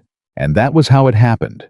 No ring produced from a pocket, no bended knee, none of the ceremony that the town of Millhaven would have recognized as a proposal. 2 people on a granite ridge above a valley standing beside a spring that had waited 16 years to run, deciding that the life they'd been separately building was better built together. She told no one for a week. Not because she was ashamed or uncertain, but because she had learned over 3 years of living in Millhaven that the space between a decision and its announcement was sometimes the only peace you'd get. Once Millhaven knew it would have opinions, and the opinions would arrive in waves, and she wanted to hold the thing itself for a little while before it became public property. Caleb did not push her. He was constitutionally incapable of pushing. It was simply not in him, that particular impatience, the need to possess something by making it visible. He went back to the ranch and the herd and the settling of the new spring channel, and when she came up on Tuesdays and Thursdays, and now Saturdays, and sometimes Mondays, he met her in the yard and walked her to the house, and that was enough. It was, in fact, more than enough. It was the most she had felt in years. It was Rebecca Marsh who noticed first, which Abigail should have expected, because Rebecca Marsh had spent 20 years making a study of other people's arrangements and had developed an accuracy that was almost professional. She stopped Abigail outside the church on the second Sunday after the ridge. Something's different, Rebecca said. She was looking at Abigail with the expression of a woman running a diagnostic. You're different. I don't know what you mean. You're walking differently. Rebecca tilted her head. You came in and you didn't do the thing you always do. What thing? The thing where you brace yourself, Rebecca said. When you walk in, you've always got your shoulders like this. She demonstrated a slight drawing in, like you're expecting something to hit you. Today you didn't. Abigail was quiet. Rebecca studied her. Then her eyes widened slightly. Abigail Carter. Rebecca. Oh my goodness. Rebecca pressed a hand to her collarbone. He asked you. Keep your voice down. He asked you. Rebecca was whispering now, which in terms of information security was approximately equal to a shout. What did you say? Hey, what do you think I said? Rebecca looked at her for a long moment, and then she did something Abigail had not seen her do in 3 years. She reached out and took Abigail's hand in both of hers and held it, simply, Held it the way you hold the hand of someone you've failed, and finally have the chance to acknowledge it. "I'm glad," Rebecca said. I should have been a better friend to you. When all of this started, I know I wasn't." Abigail looked at their joined hands. "No," she said, "you weren't." Rebecca flinched slightly. "But you're saying so now," Abigail said. "That matters." "I believe Thomas," Rebecca said. "Not all of it, but enough of it. It was easier than deciding he was wrong, and you were right, because that would have meant." "It would have meant deciding to stand somewhere uncomfortable," Abigail said. "I know. I've been doing that for 3 years. It doesn't get easier. You just get better at it." Rebecca squeezed her hand once and let it go. "Will you let me help?" she said. "With whatever comes next, planning or anything." Abigail considered. "Come to the ranch on Saturday," she said. "Caleb and I are having the hands and their families for a meal. Come and bring Walter." Rebecca blinked. "Really? Really?" Abigail straightened her coat. "It won't fix 3 years, but it's a start." The Saturday meal at Whitaker Ranch was the kind of event that happens when practical people decide to mark something without making it a production. Abigail cooked, genuinely cooked the way she cooked when she wanted to feed people, rather than when she was demonstrating competence, and the hands brought their wives or their mothers, or in Hale's case, a girl from the south end of town. He'd been working up the courage to invite somewhere for 2 months. Tom Birch's wife, a small quiet woman named Vera, who turned out to share her husband's gift, for saying a great deal, with very few words, arrived with a pie and a handshake, and told Abigail the yarrow on the north slope was the finest she'd seen at altitude. The Marshes came. Walter Holmer, who had been on the church step advising Caleb to keep different company 4 months ago, did not come, but his wife sent a jar of preserved peaches and a note that said, "Congratulations," in handwriting that had been started and restarted enough times to leave impressions on the page. It was not a party in the way Thomas Bellamy threw parties. No performance, no hierarchy, no one maneuvering for position. It was just people at a table eating food that was genuinely good, talking about the drought and the spring and the fall preparations and the particular chaos of Oscar and Will Pratt attempting to move a stuck wagon wheel that morning in a way that had apparently involved a pulley system of their own invention and a spectacular and entirely predictable failure. Caleb sat at the head of the table and said less than anyone and was visibly content. Abigail sat at the other end and said more than she had said at a table in 3 years and felt with a clarity that sometimes comes when you've been in the dark for a long time and the light comes back, that this was what she'd been made for. Not the isolation, not the endurance. This a table full of people food. She'd made a man at the far end who caught her eye twice, and both times held it for a moment longer than necessary. After the meal, when the table was clearing, and Vera Birch and Rebecca Marsh had found each other in the kitchen, and the hands were outside, Hale appeared in the doorway. "Miss Carter," he said. "Someone at the gate." She looked up. "Who?" Hale's expression did something complicated. "Mayor Aldous." Reverend Aldous Mayer. Aldous came to the yard gate with his hat in both hands and the look of a man who has prepared a speech and is already certain it won't be adequate. He was alone, which was itself significant. Everything this man did publicly was in front of witnesses. Coming alone meant this was not a public thing. Abigail went to the gate. He looked at her for a moment. Then he said, "I owe you an apology." She waited. "I've been the pastor of this community for 14 years, he said. "I buried your father. I baptized 3 of the Holmer children. I've stood at that pulpit every Sunday and said the things a pastor is supposed to say about human dignity and fair witness and the sin of false judgment." He paused. "And then I watched this town treat you the way it treated you for 3 years, and I said nothing from that pulpit that was specifically directed at it.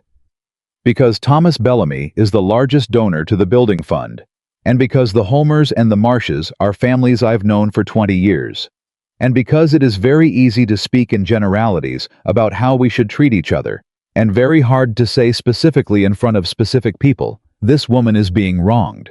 Abigail looked at him. "I failed you," he said. "As a pastor, I failed you. I'd like you to know I understand that. The honesty of it. The specific, uncomfortable precision of it. The way he named his reason without dressing it up as anything other than what it was landed differently than she expected. She had imagined this conversation before, in the long evenings of the past 3 years, and in every version of it, the apology had felt either too small or too late. Standing here now, she found it was neither. It was just true. A man who had done the wrong thing and knew it and said so. "I appreciate you coming," she said, "and I appreciate that you said it plainly."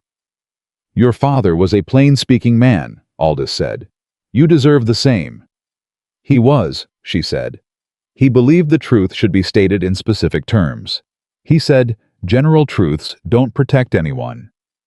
Aldous nodded slowly. He was right. He put his hat back on. "I'd like if you'd allow it to say something specific from the pulpit on Sunday. About what this community owes you, about what happened." She was quiet for a moment. "You don't have to do that," she said. "I know I don't have to," he said. "That's rather the point." She thought about it. She thought about 3 years of Sunday mornings in that pew, the hollow space beside her, the careful social distance of people who decided she was something to avoid. She thought about whether a Sunday morning statement from the pulpit was the thing she'd wanted, the repair she'd been waiting for. It wasn't quite. The repair was already happening Saturday, around her table. Rebecca Marsh's hand on hers. Vera Birch saying finest yarrow I've seen at altitude, like it was simply a fact and required no ceremony. The repair was in the small specific things, the individual human decisions, not a collective statement. But this was Aldis's repair to make. His specific wrong to address in specific terms. "Say what you believe is right," she said. "I won't tell you what to say." He touched the brim of his hat and walked back to his horse. Caleb was behind her. She hadn't heard him come out, but she knew from the quality of the air that he was there. "You all right?" he said. "Yes." She turned and looked at him. "He came to apologize." "I saw." "You were watching." "I was nearby," he said. In case." She held that for a moment, the particular quiet care of it, the way he had been nearby, without interposing, available, without crowding. The way he did everything. "He's going to say something from the pulpit," she said. "Good. It won't fix everything." "No," Caleb said. "But fixing everything isn't the goal. The goal is living honestly with what's left." He paused. "That's what my father used to say." "Mine said documentation outlasts liars," she said. "Between the two of them," Caleb said, "they'd have covered most of the important ground." 2 weeks later, Harold Crane appeared before the territory prosecutor. He did not appear voluntarily. He appeared because Harlan Price, with the particular tenacity of a lawyer who had found something real to work with, had submitted the backdated documents to the prosecutor's office, along with a technical analysis of the ink composition. Price had a contact at a university in Chicago who had studied document authentication that demonstrated the date additions had been made months after the original filing. Harold Crane confessed to the backdating on a Tuesday morning. He said he'd done it on Thomas Bellamy's instruction. Thomas Bellamy, by Tuesday afternoon, had a lawyer in Denver and a problem he was not going to manage his way out of with social maneuvering and a history of being known in Millhaven. This was federal territory jurisdiction. The men reviewing it had never met Thomas Bellamy and were not impressed by his family's history in the valley. Caleb heard the news from Price by telegraph and told Abigail that evening on the porch. She was quiet for a long time. "Will they charge him?" she said. "Price thinks yes. Directing a fraud on a federal land claim is serious." "Thomas." She said his name with something that was not quite pity and not quite its absence. "He had everything he needed. The ranch, the money, the standing. And he couldn't leave my no alone." "Some men can't," Caleb said. "The no is the thing they can't get past." "Because they think no means not yet," she said. "Not ever." "Because no one ever taught them that no is a complete sentence," Caleb said. She looked at him. "Where did you learn that?" "My mother," he said simply. "She had a great deal of occasion to use it, and she never said it like it needed explaining." He paused. "I thought about her when I first saw you in that church. She would have sat in that pew the same way, like she'd decided it was hers, and wasn't interested in anyone else's opinion about it. Abigail had heard him mention his mother before in pieces, in the way he mentioned things that mattered, not leading with them, but not concealing them. Either setting them down in conversation, like objects on a table that you can look at if you want to. She knew his mother had died when he was 26.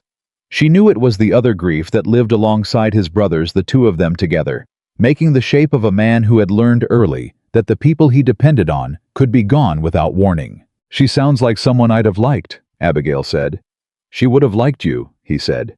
She had no patience for women who made themselves small to fit what someone else wanted. She would have liked that you didn't. "I wasn't brave," Abigail said. "I want to be clear about that. I wasn't brave when I said no to Thomas. I was just unable to say yes. There's a difference." "Maybe," Caleb said. "But you stayed in that town for 3 years after. That part was brave, staying and not giving in just because it would have been easier." She didn't answer that. She looked at the mountains at the last light moving off the peaks and thought about 3 years of Sundays in a church pew, and 3 years of the Collins store, and 3 years of cabin repairs done alone, and garden rows planted alone, and evenings that went very quiet in a way that had nothing to do with peace. "I don't want to go back to that," she said. It came out quieter than she intended. "Whatever happens with the town, with the charges, with any of it, I don't want to go back to that." "You're not going back to that," Caleb said. "You can't promise, Abigail." His voice was steady and plain, the way it always was when he was saying the most important thing. "Look at where you're sitting." She looked. The porch of Whitaker Mountain Ranch, the mountains above the spring running on the upper ridge, the lights of the bunkhouse where Hale was almost certainly telling a story that Oscar and Will Pratt were almost certainly making worse. "You're not going back," he said. "You're already somewhere else." She moved her things from the cabin at the end of September, not all at once. There was no dramatic departure, no single morning when she loaded everything onto a wagon and made a statement of it. She moved in pieces the way you move when you've been somewhere long enough to have distributed yourself through it. A book here, and a jar of seeds there, and the record crates. Last of all, carried carefully up the ridge trail on a clear fall morning, with Caleb on the horse beside her, and the valley spread below them gold and quiet in the early light. She had sold the cabin to a young couple who'd come up from New Mexico territory in August, a husband who planned to farm, and a wife who kept looking at Abigail's kitchen garden with the expression of someone seeing something they didn't know they'd been missing. Abigail had walked her through every plant before she left its name and its use, and the particular way it needed to be harvested, because her mother had done the same for her, and because some knowledge should travel from hand to hand, rather than being left to rediscovery. The cabin's new owner had stood in the kitchen doorway watching her go and said, "It's a good house." "It is," Abigail said. "I repaired most of it myself. The east wall's solid, but the north shutter needs watching in winter. The garden faces southeast. You'll get good sun all summer." "Thank you," the woman said, "for all of it." Abigail nodded and walked to her horse and didn't look back. Not because she was sad to leave. She wasn't exactly, or she was, and wasn't simultaneously in the way of things that have been both shelter and prison, but because she'd found that forward was the better direction for looking, and she intended to keep practicing it. The record crates went into a room Caleb had cleared on the west side of the house, a room with good light and a proper shelf, and a desk that had been his father's. She arranged the books on the shelves in chronological order, the way her father had kept them, and she put the 1858 volume, the one with the margin note, the one with E. Whitaker believes clearing feasible, written in a different ink on the end of the second shelf, where it would be easy to reach because she intended to add to it. Not her father's records anymore.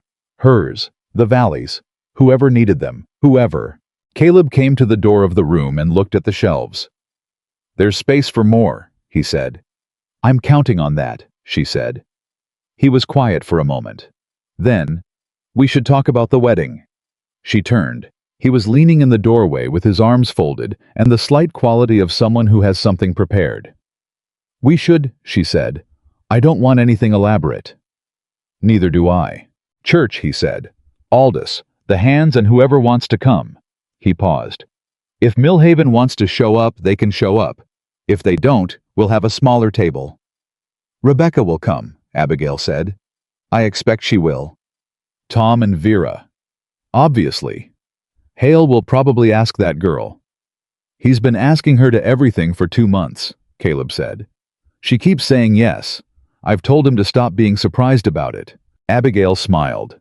It happened more easily now than it had in years, not effortfully, not as a thing she produced for social occasions, but simply as a response to things that were genuinely good, of which there were more lately than she'd known how to expect. Caleb, she said. I want to ask you something. Go ahead. When you sat beside me, she said, that first Sunday, did you know what you were starting? He looked at her for a moment. No, he said.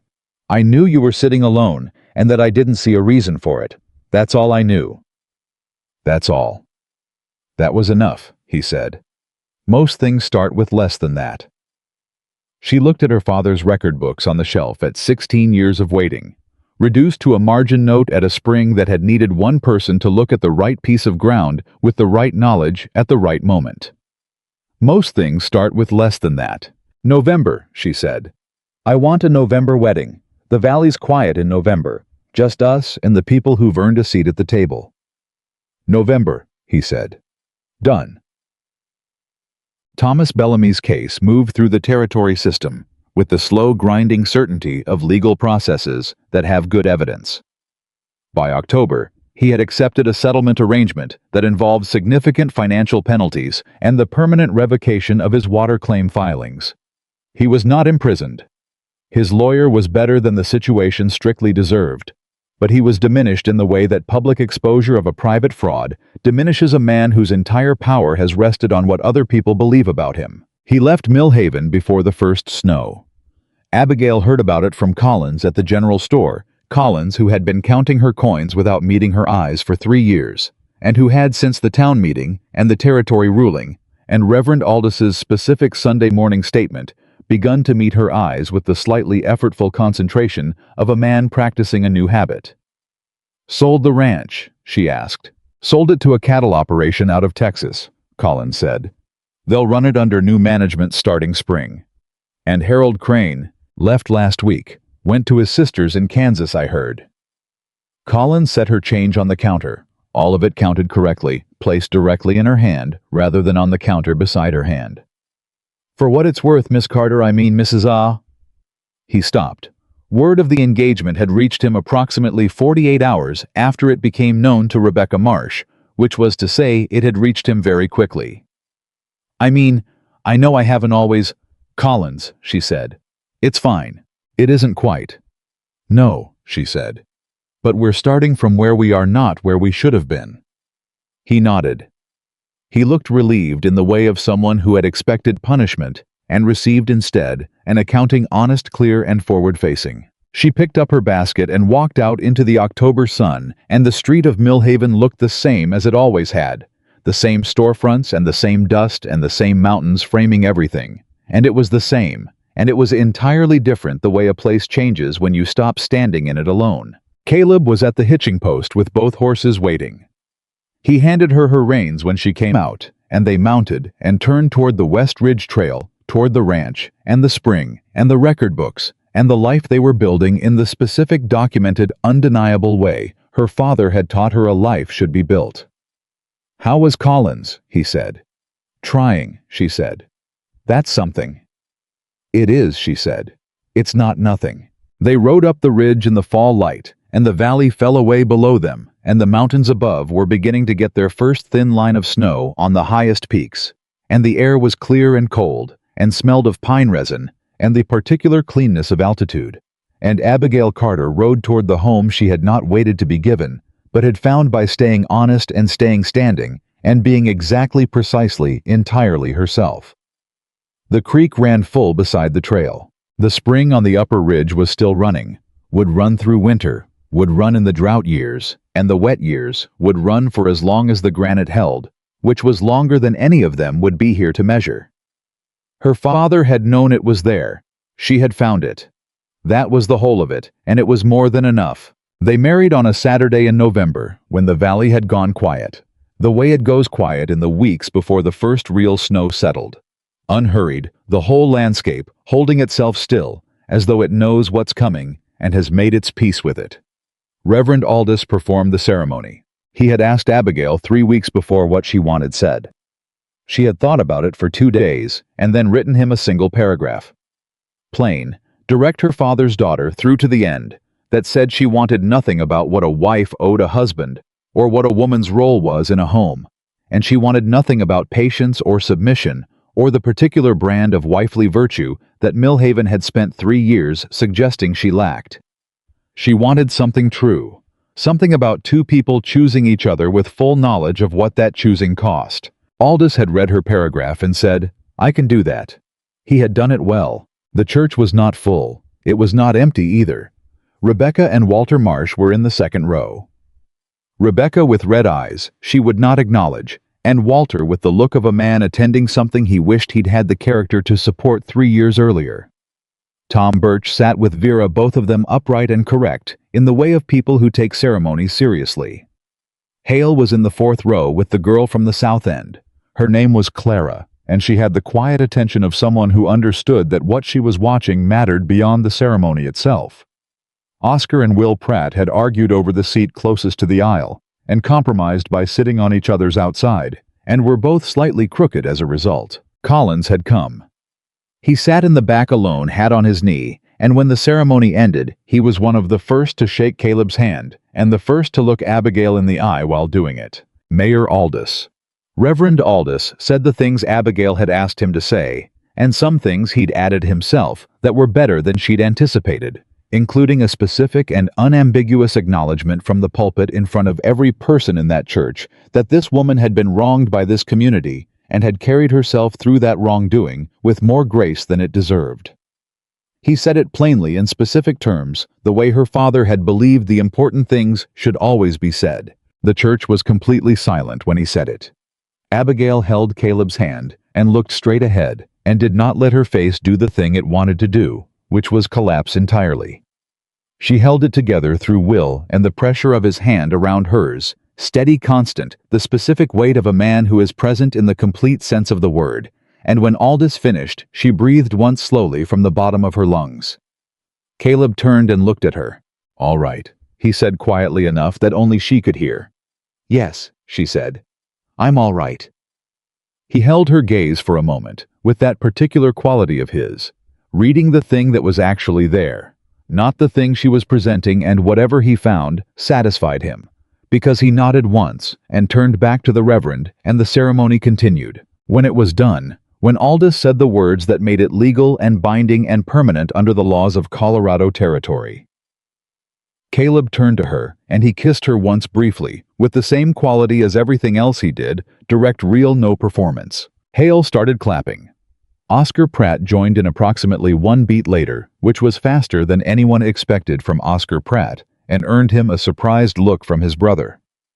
The rest of the church followed, and the sound of it filled the space that had been 3 years ago and 4 months ago, and every Sunday morning, in between, the emptiest place Abigail Carter had ever sat. She stood in it now and let it be full.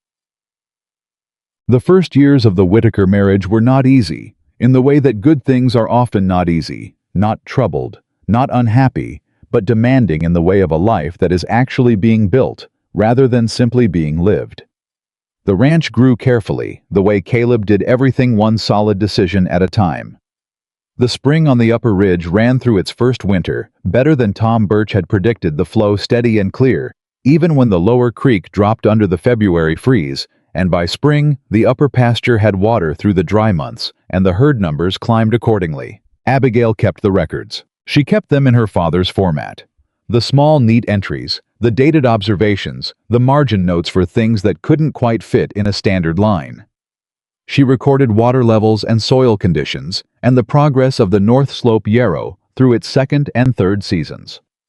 She recorded feed prices and weather patterns, and the names of every hand who worked the Whitaker Ranch with their start dates and their specialties, because she believed, as her father had believed, that people should be documented as carefully as land, that their presence in a place was as much a part of its history as the geography. She also began keeping a second set of records separate from the ranch books.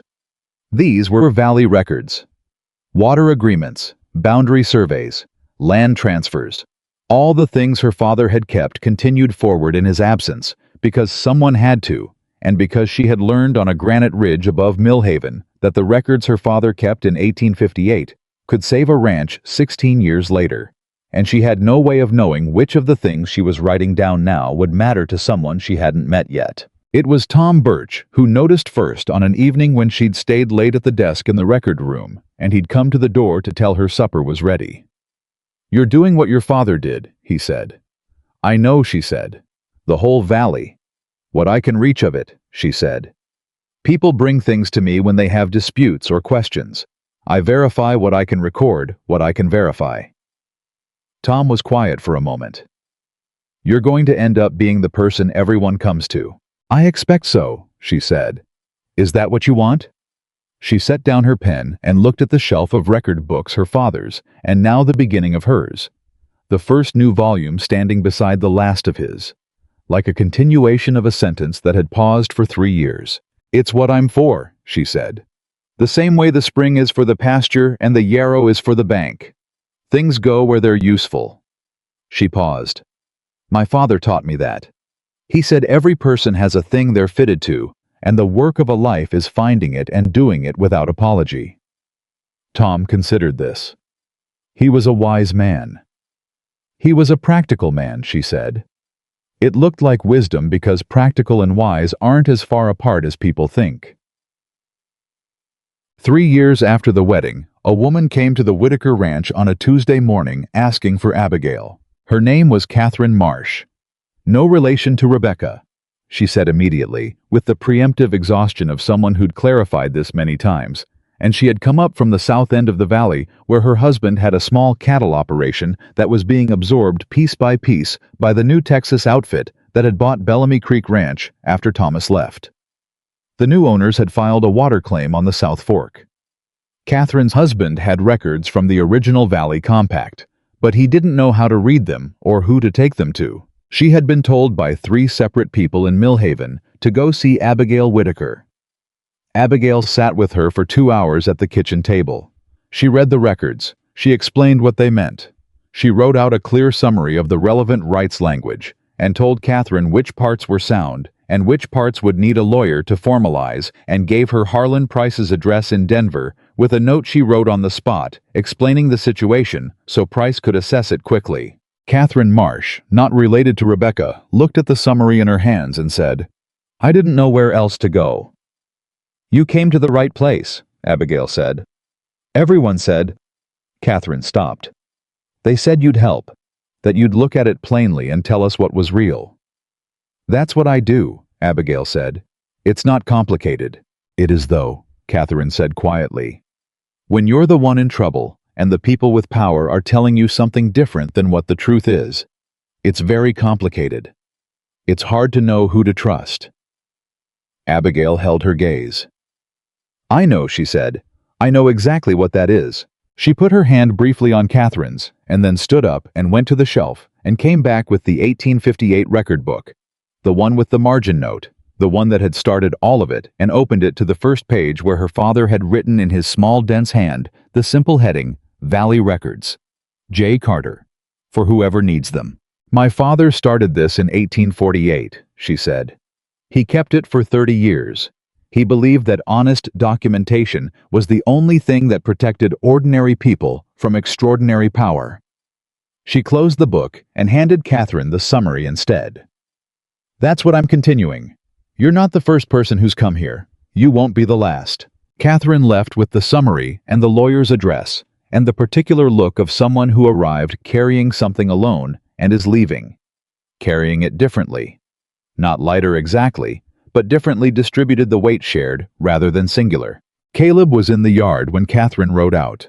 He watched her go, and then he came inside and found Abigail at the record desk, writing up the consultation in her Valley records with the date and the parties and the relevant documentation in the same format her father had used for 30 years. "The South Fork," he said. "The new Bellamy outfit is moving on it," she said. "Different name, same play. You think Price can hold it? If the records support it, yes." She looked up. "And I've looked at the records, and they do." Caleb leaned in the doorway. "You know what's going to happen," he said. "More people are going to come. South and East Valley. Anyone who's got a dispute and doesn't know where to take it." "I know. You want that." She set down her pen. "Remember when you asked me what I wanted, and I said I wanted to stand up at the town meeting and say what my father's records actually were? I remember. And you said they'd push back. They did. And I said I knew." She looked at him steadily. "This is the same question and the same answer. Yes, I want it. Yes, there will be resistance from people who don't want their claims looked at too closely. And yes, I'm doing it anyway because someone has to, and because I'm fitted for it, and because my father spent 30 years building the foundation, and I am not going to let it sit unused." Caleb looked at her for a long moment. "All right," he said. "All right," she said, and picked up her pen. He pushed off the door frame and went back to the yard, and she heard him telling Hale something about the north fence, and the sounds of the ranch settled around her boots on the porch, the distant horses. Vera Birch's voice from the kitchen where she'd taken to helping on the busy days, and she wrote in the Valley Record and thought about her father, who had never seen this room, never known this ranch, never met Caleb Whitaker, and who had nevertheless been in this room every day since she'd moved his books to this shelf. Present, documented, outlasting. The twist that Millhaven didn't expect came in the spring of the 4th year, and it came from a direction no one had been watching. Harlan Price wrote from Denver to say that the Territory Water Board, having processed 3 successful claims based on Abigail's documentation of the Whitaker case, was formally requesting that the Whitaker records be designated as official Valley Archive material, meaning they would be recognized legally as primary historical documentation for water and land disputes across the county. Price's letter was 2 pages long and dense with legal language, but the substance of it was simple. What James Carter had spent 30 years recording in private as a personal act of faith in the Valley's need for a memory was now going to be formally recognized as exactly what it had always been. Abigail read the letter twice. She set it down. She picked it up and read it again. Then she went to the shelf and took down the first volume. 1848, her father's first year. The handwriting slightly less certain than it would become a younger man, beginning something whose full extent he couldn't yet see, and she held it in both hands and stood there for a long moment in the room with the good light and the desk that had been Ezra Whitaker's and the spring running somewhere above her on the granite ridge. She was still standing there when Caleb came in. He saw her face. He came across the room without asking and stood beside her and looked at the letter on the desk. He read it. He was quiet for a while. Then he said, "Your father just became an official part of Colorado Territory's legal history." She pressed her lips together. The same thing she'd done when the water had run clear for the first time, the same thing she'd done in the church when Aldous had said the specific thing from the pulpit. Her version of what other people did with tears. "He would have been very annoyed by all the bureaucratic language," she said. "He would have been pleased about the outcome," Caleb said. "He would have said the outcome was obvious," she said. "That if you do the honest thing consistently for 30 years, eventually the world catches up to it." Was he right? She looked at the letter. She looked at the record book in her hands. She looked at the shelf at the 22 volumes of her father's work, and the 4 she'd added in the years since, all of it in chronological order, all of it waiting to be useful to someone who needed it. "Yes," she said. He was right. Caleb put his hand over hers, where she held the record book. A brief firm pressure, the specific weight of a man who does not speak the things he means in elaborate language, but puts them in the contact of a hand on a hand, and then he let go and stepped back. "I'm going to tell the hands," he said. "They'll want to know." "They'll want a meal to go with it," she said. "Obviously," he said. "Vera's already here." She smiled. He went out. She stood alone with her father's record book and let herself feel the full weight of it. Not the bureaucratic recognition, not the legal language, but the simple human fact. Underneath all of it, a man had believed the truth should be written down, and his daughter had carried that belief through the worst years of her life, and now the thing he'd built was going to protect people he'd never met, in disputes that hadn't happened yet for years. They couldn't count from here. She set the record book back on the shelf in its place beside the others. She picked up her pen. She opened her current Valley record to the next blank page and wrote the date, April 14th, 1878. And below it began the entry for the Territory Archive designation, in the same small neat hand her father had used, because some things should be inherited precisely. 5 years after the wedding, Hale got married. He married Clara from the South End, who had kept saying yes to everything he invited her to for 2.5 years before he worked up sufficient courage to make it official, and who had apparently decided to let him get there at his own pace, because she was a patient woman with good judgment, and she'd understood from the beginning that what she was waiting for was worth the wait. The wedding was at the Whitaker Ranch. It had become, without anyone formally deciding it, the place where things were marked in the valley. Not because the Whitakers were wealthy, they were comfortable, not wealthy, but because the table at Whitaker Ranch was the kind of table that had room at it. Abigail ran it the way she ran the records and the garden and the consultation for valley families with documentation problems, thoroughly, without performance, with the specific attention of someone who knows that the details are where the meaning lives. She had cooked for 3 days. The Hands families came, and the Marsh family. Rebecca was failing her health, declining in the way of a woman who has lived with something unresolved for too long and is finally gently letting it resolve. And Mayor Aldous came and performed the ceremony with the same specific care he had brought to the Whitaker ceremony 5 years before.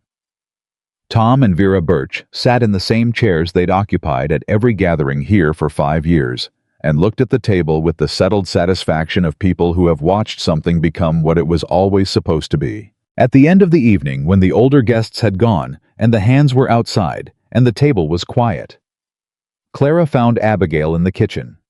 She stood in the doorway with the look of someone who has something to say and has been deciding when to say it. "Mrs. Whitaker," she said. "Abigail," Abigail said. Clara smiled. "Abigail, Hale told me about when you first came here, the consultation on the garden slope, and about what the town—" She stopped. "He said you were the bravest person he'd ever seen. Not because you fought anyone, because you stayed."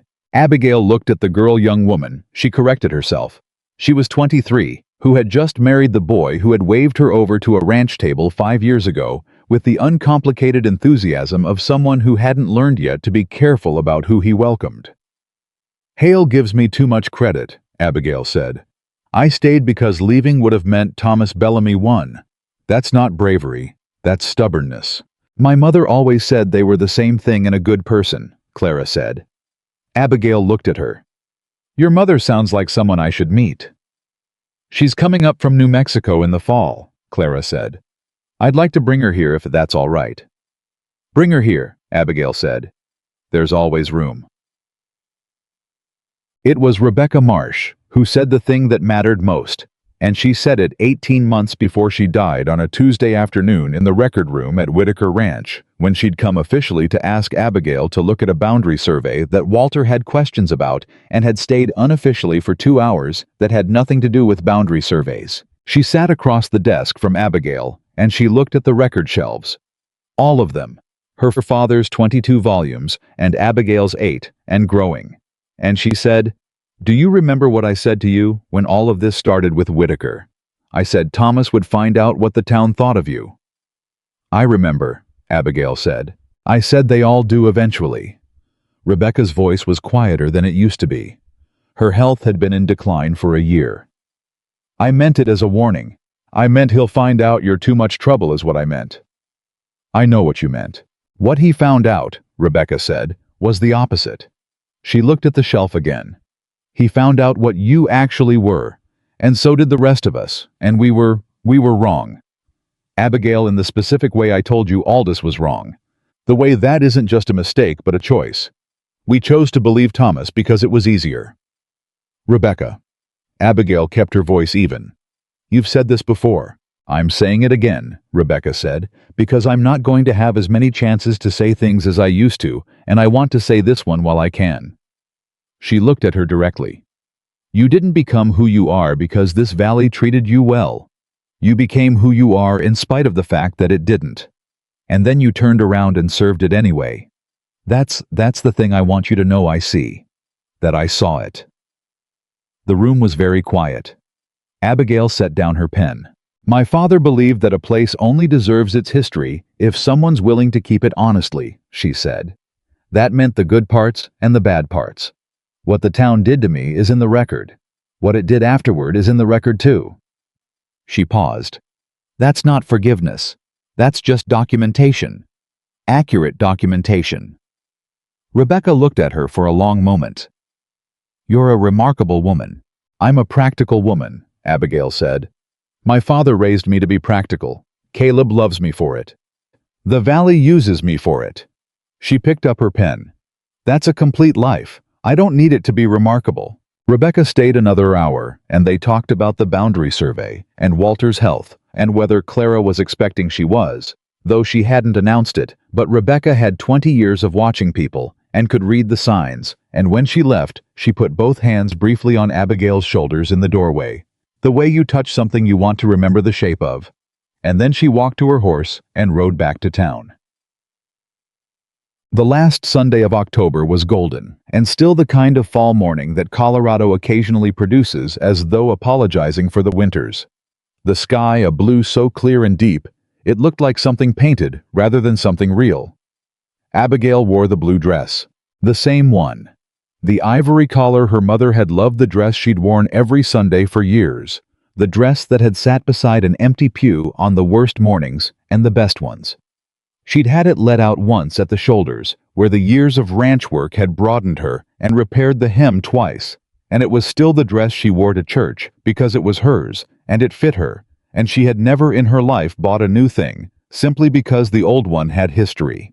Caleb wore his good coat and his good hat, and looked exactly like himself, which was all he ever looked like, and which Abigail had concluded long ago, was considerably more than most people managed. They walked into the Millhaven Community Church together, the way they had walked in every Sunday for 5 years, and the church was nearly full, because it was always nearly full now on a fine fall morning, and people made room for them in the third row from the back on the left side, which was where they always sat, and no one left a gap.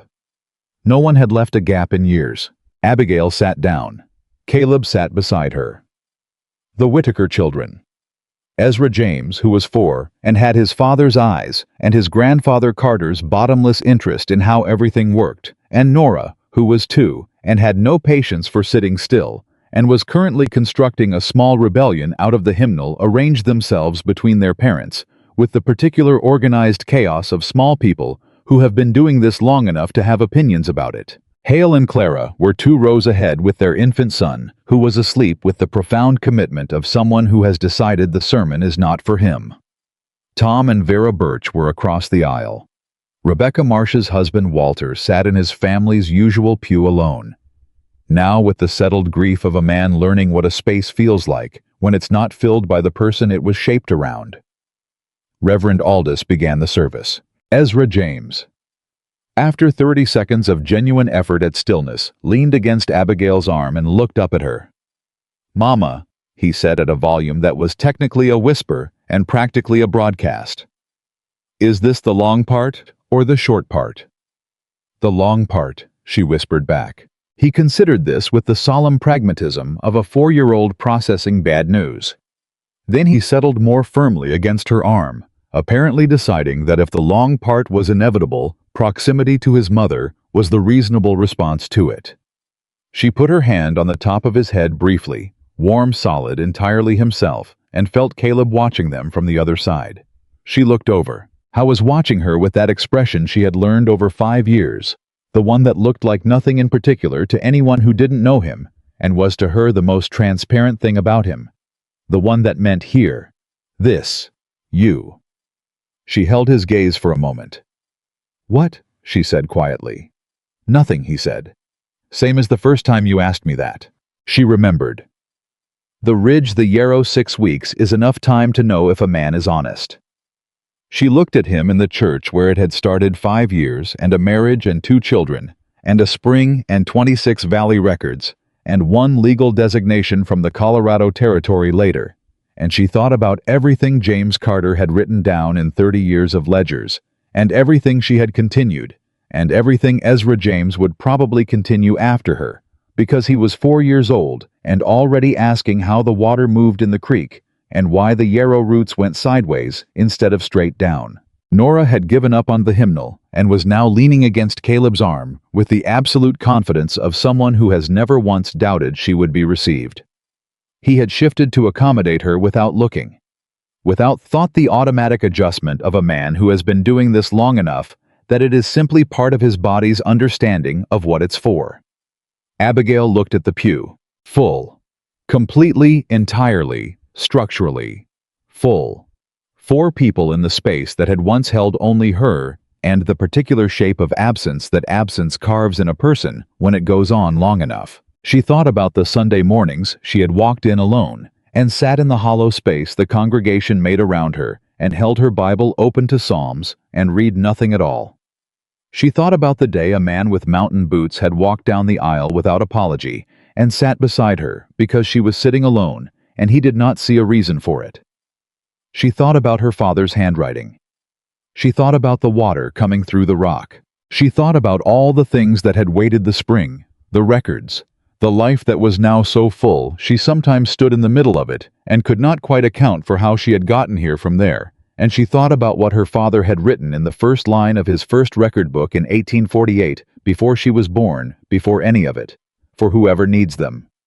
She had needed them. She had been found by them. And now she was one of them. Part of what the valley would remember. Part of what would outlast her. The way her father's work was outlasting him. Written into the record of a place that had once tried to write her out of it.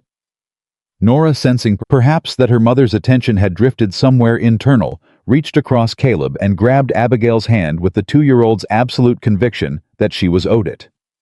Abigail closed her fingers around her daughter's small ones. After the service in the yard, she stood in the October sun while the children ran loose and Caleb talked fence lines with Tom Birch, and Hale rocked his son in a way that was clearly a performance of competence. He was still building toward actually having, and Walter Marsh came and stood beside her. He didn't say anything for a moment. He was looking at the church door the way people look at the last place they saw someone. She was glad, he said finally, at the end, that she'd said what she said to you. She told me it was the thing she was most glad about. Abigail looked at him. She was a good woman, she said. She got there in her own time. That matters. Walter nodded. He put his hat on. He walked toward his horse. Caleb appeared beside her. Ready, he said. She looked at the church. At the pew visible through the open door, the 3rd row from the back on the left side, full of coats. Now people collecting their things. No spaces. No careful distances. Just people filling in the room the way people do when they've stopped sorting themselves by who they've decided is acceptable. She had sat in that pew for 3 years alone. She had sat in it for 5 years with everything she had. Do you remember, she said, what you said to me the first time I asked you what you were doing? Why you sat beside me? Caleb thought about it. I said you were sitting alone. You said you only saw someone sitting alone, she said. That's what you said. That's what I saw. That's what I needed someone to see, she said. Just that. Just the plain fact of it. He was quiet for a moment. It wasn't complicated, he said. It was never complicated. No, she said. It wasn't. Ezra James came running from the direction of the church steps at the speed of a child who has been sitting still for an hour and has strong opinions about it, calling for his father about something involving a stick and a very important discovery. Caleb caught him without looking, swung him up to his hip in the single motion of a man who has been doing this for 4 years and has it completely figured out. And whatever Ezra James had discovered, a particularly interesting rock, from the look of it, which he presented to his father, with the gravity of someone conveying significant news, received Caleb's complete, genuine, unperformed attention. Nora had found Clara, and was examining the baby with the concentrated scrutiny of someone who is still forming her opinion of infants as a category. Abigail looked at her family assembled in the October sun outside the church in Millhaven, Colorado in the year 1879, and she thought here, this, you. The same thing Caleb's face said to her every time he forgot to keep it from saying it. She thought about the woman who had sat alone in the back pew and stopped crying and started enduring and kept going because going was the only direction that led anywhere. She thought about her father's voice saying, "For whoever needs them," meaning the records, meaning the truth, meaning the kept and careful fact of a thing. But also she understood now meaning her. Meaning, I am leaving you the tools. I am leaving you the practice.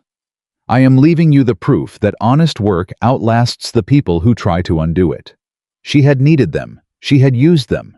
And somewhere in the granite above Millhaven, the spring her father had documented in 1858 was still running quiet, constant, unremarkable from the outside, absolutely essential from within the way the best things always are. The way she had always been even when no one was looking. The way she still was now that everyone could see. Caleb came to her side with Ezra James still on his hip, and the important rock presented for her inspection, and she took it in her hand and turned it over and said, "That is a very good rock, with the specific gravity the situation demanded," and Ezra James looked satisfied in the way of someone whose findings have been validated by the right person. Caleb looked at her over the top of their son's head. She looked back.